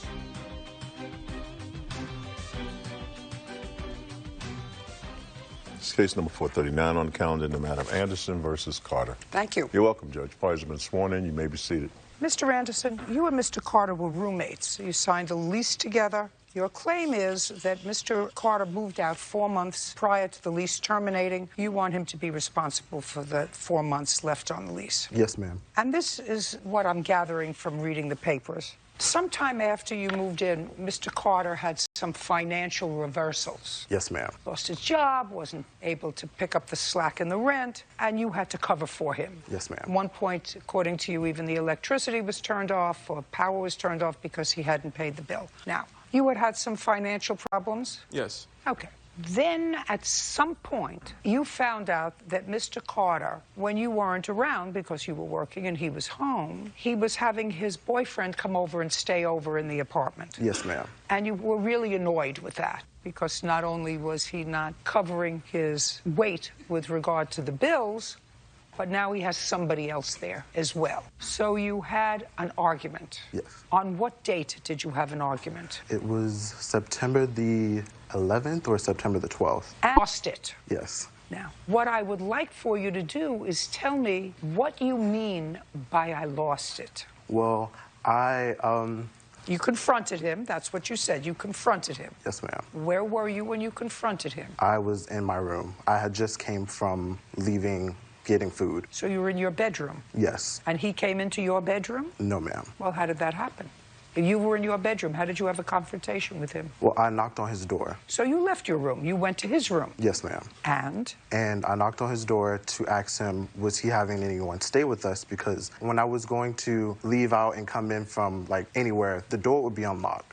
and we kind of live in like a bad neighborhood. You went to his door. Don't go out in tributaries, sir. Okay. Just, you knocked at his door, and did he tell you to come in? No, ma'am. So what did you do? We had a conversation. Through the door? Yes, so I was Through at the his door, and he opened the door. Okay, so he opened the door, so now you're in the doorway. Yes, ma'am. Go ahead. So we had a conversation, and I was asking him... Tell me what you said to him and what he said to you. I was asking him, does he have anyone staying at our place? And he said his on-again, off-again boyfriend, Kyrie. And I was pretty much like angry that he would... What did you say? Don't tell me what you were pretty much.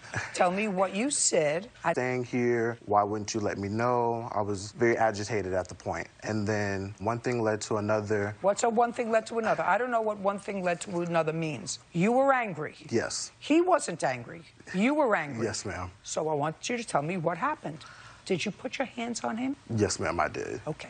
You put your hands on him by pushing him? Yes, ma'am. And then what? And then we got into a scruffle. It was like a 30-second fight. And then... Okay, but you're a much bigger guy than he is. So after you pushed him, did you do anything else to him? Yes, we just had a physical altercation. I don't know what that means. Physical altercation could mean a push or it could mean a punch. We were punching, yes, ma'am. Who punched first? I punched first. Now, because Mr. Carter's defense is that he felt unsafe in the apartment after this altercation of September 11th, and that's why he moved out. Yes, ma'am. You know he's right. Yes, ma'am.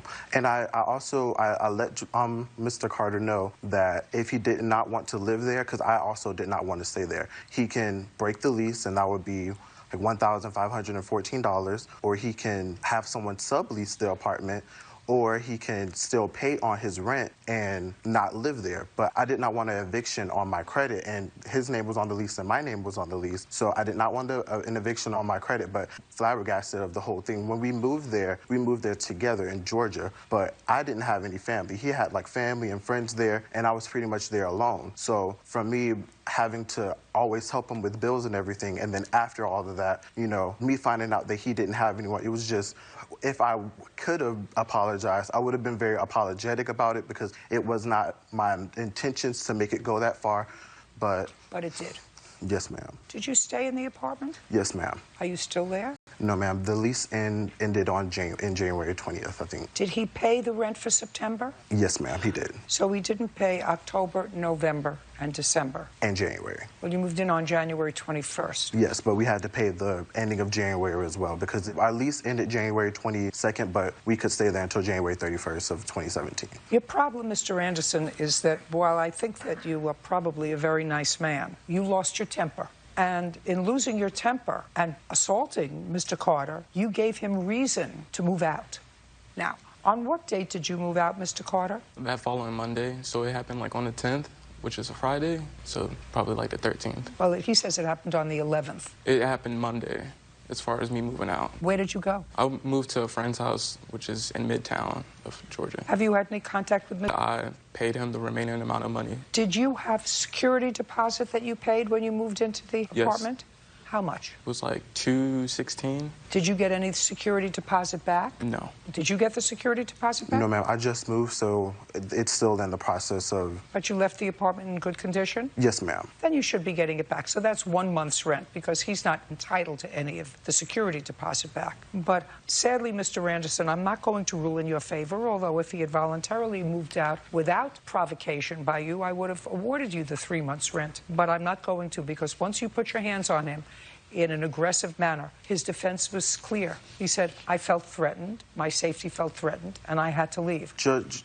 not only that, me and Javante have been friends for a long time, and even I have a picture of how he left his apartment. He left things in his apartment, and I even have his car key and an old sentimental picture that he left, so I don't have any ill will towards Javante. Even that day, it wasn't that I was angry or anything. I think that he left just because he did not want to pay anything, because he already was on and off of jobs. And whatever the actual reason was, your assaulting him gave him cause to leave. He may not have wanted to be there anymore. He may have moved in with a different friend. He may have moved in with his boyfriend. Whatever. Hands on him, you gave him grounds to leave. So he's not paying you. Now, if you hadn't paid the landlord, and the landlord can proceed against either one of you, he has no cause of action against the landlord. He has to pay the landlord. But he doesn't have to pay you, because that's the price you pay for putting your hands on somebody. Your roommate has a right to leave. He has a right to feel safe from you. Anyway, we're done. Thank you. I also have other bills that he owed me. While he's excused, you may step out.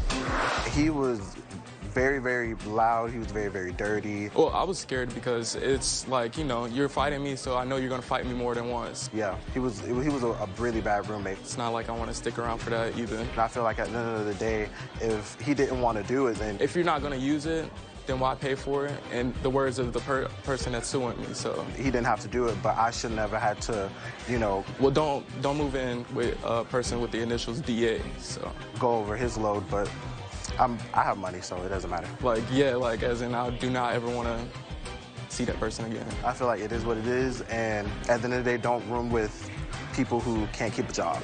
And now, the next case. All parties in the matter of Razak versus Feliciano step forward. Randy Razak is suing his former tenant, Evelyn Feliciano, damages to his rental home.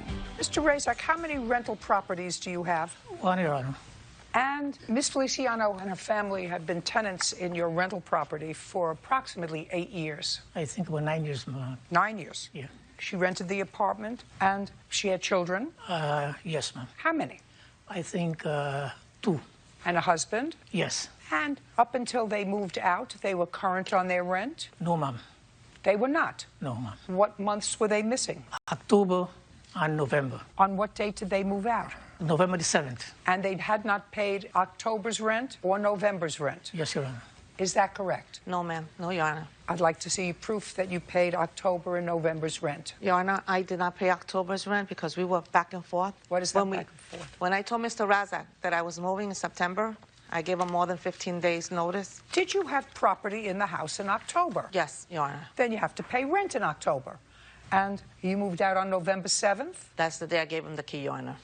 Well, then you have to pay rent. Then you have to pay rent. And what was your rent? $1,300. So far you owe him $2,600.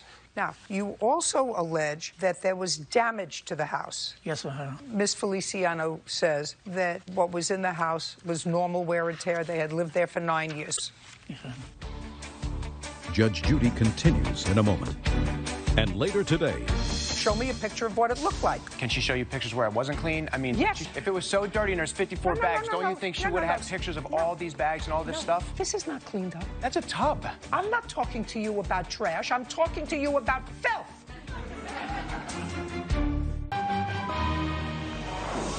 real cases, real people. Judge Judy. Randy Razak says former tenant Evelyn Feliciano owes for rent and damages. Evelyn has a countersuit for the return of her deposit. In the 9 years that Ms. Razak and her family were living there, how many times did you paint the interior of the house? I don't think I ever painted it. Never? No. How many times did you change carpeting? None. 0. Did you ever update the kitchen, update a bathroom, anything? Did you do any interior work on the house? No, ma'am. This was a brand new house. When was it built? 2006. Okay, so she bought it after it had been constructed. Yes, so it was 6 months after. So it was new when you moved in? Yes, Your Honor. Now I'll see your pictures.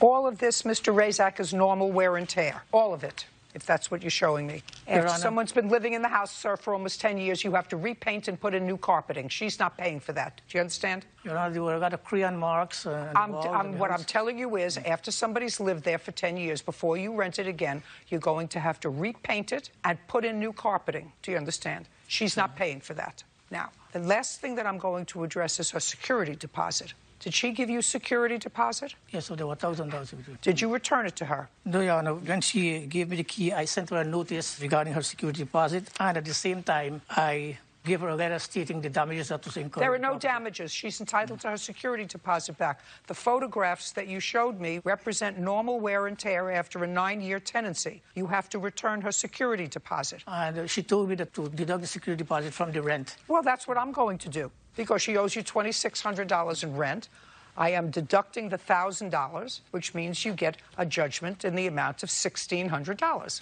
And we're finished. Thank you. Thank you, Your Honor. Parties are excused. You may step out. The years that they had lived in the property, they never paid the rent on time. 5 people living in a house. To the property. And it's just ridiculous to have to go through this stress. Holes in the walls. And really, you know, sleepless nights over this stupidity. Damage is done by a human being. I'm just glad it's over and I'm done, and I'm just glad that it's done. And now, the next case. All parties in the matter of Sternati versus Ryan. Step forward. Mary Sternati is suing her former tenant, Sean Ryan, for unpaid utility bills and damages to her rental home. Mr. Nadi, the defendant and various members of his family rented a house from you for about 4.5 years. Yes. They moved out, and it is your claim that they caused damage to the property and that they owe you a utility bill. Yes. They used their security deposit for the last month's rent that they were there. Yes.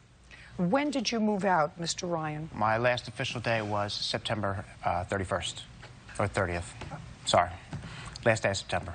Okay. And you used your security deposit for September's rent? That is correct. How much was your security deposit? It should have been $2,283. How much was the security deposit? It was $1,800, Your Honor.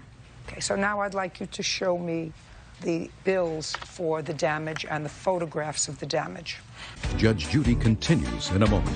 You can't use the same security deposit for everything. You used it for rent, now you want to use it for utilities? You want to use it for cleaning up the house, too? What else do you want to do? I would just want to use what was owed to me. That's all, $2,283. Nothing was owed to you. Zero was owed to you. Real cases, real people. Judge Judy.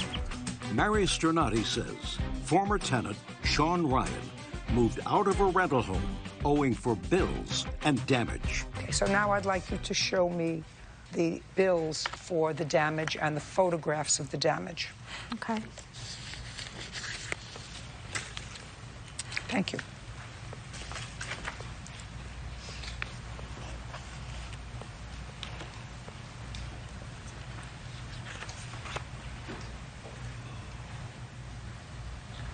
What is this a picture of? That's the back of the washing machine. So you're talking about dirt? Oh, yes, all over the house. Okay, that's dirt. That's cleaning. And this is one door or two doors? That is one door, Your Honor. One door. There was an incident at my house. Just a second. I just want to know if it's one door or 2 or 3 doors. That is one door. One door. So I need a bill for one door.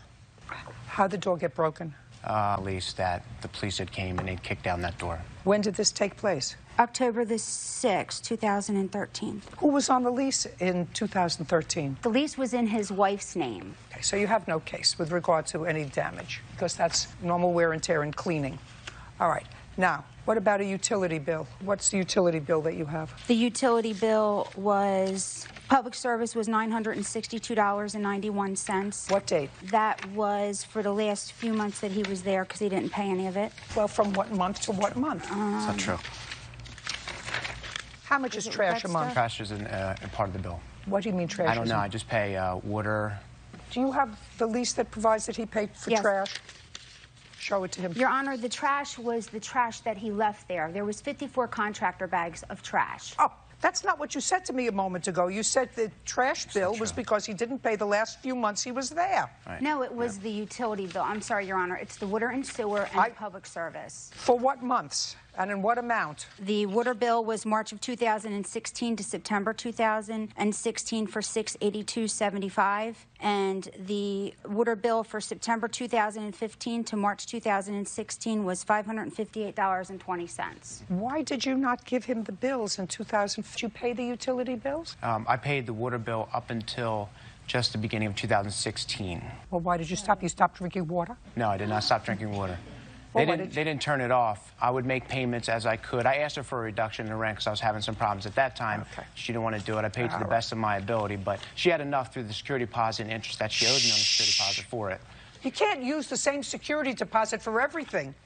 Mr. Ryan, you used it for rent, now you want to use it for utilities? You want to use it for cleaning up the house, too? What else do you want to do? I would just want to use what was owed to me. That's all, $22.83. Well, nothing was owed to you. Zero was owed to you. Judge Judy continues in a moment. Closed captioning sponsored by... Have you been cheated? Go to judgejudy.com. Like us on Facebook and follow us on Twitter. You used security deposit for your last month's rent. You left the house in a place where she had to clean it up. You did not clean it up. No, that's not true. We did clean it up. It was very clean when we left. Show me, if you say you cleaned it up, show me a picture of what it looked like. Can she show you pictures where it wasn't clean? I mean, yes, she shows you right one here. thing behind a washer. Just It's a some second, dust. right here. It's some dust behind a washer. Right. If it was so dirty and there's 54 bags, don't you think she would have had pictures of all these bags and all this stuff? That doesn't even make sense. That's a tub. So what? I mean, it's a tub. I'm not talking to you about trash. I'm talking to you about filth. Okay. The law in New Jersey states that any type of cleaning I'm not required to do, but that place was clean. Just a second. You said I left the place clean. I said, show me. You said I can't let her show you where it was dirty. I'm showing you where it was dirty. Okay. I wouldn't live here. Then I'll go. I wouldn't swear live I got there. it, but I'll go back and clean the tub for her if that's the big deal. Judgment for the plaintiff in the amount of $1,800, which is the amount you had as security deposit. We're done. Thank you. That's crazy. She shouldn't get anything. Parties are excused. You may step out. Judge Judy continues in a moment. And on the next Judge Judy,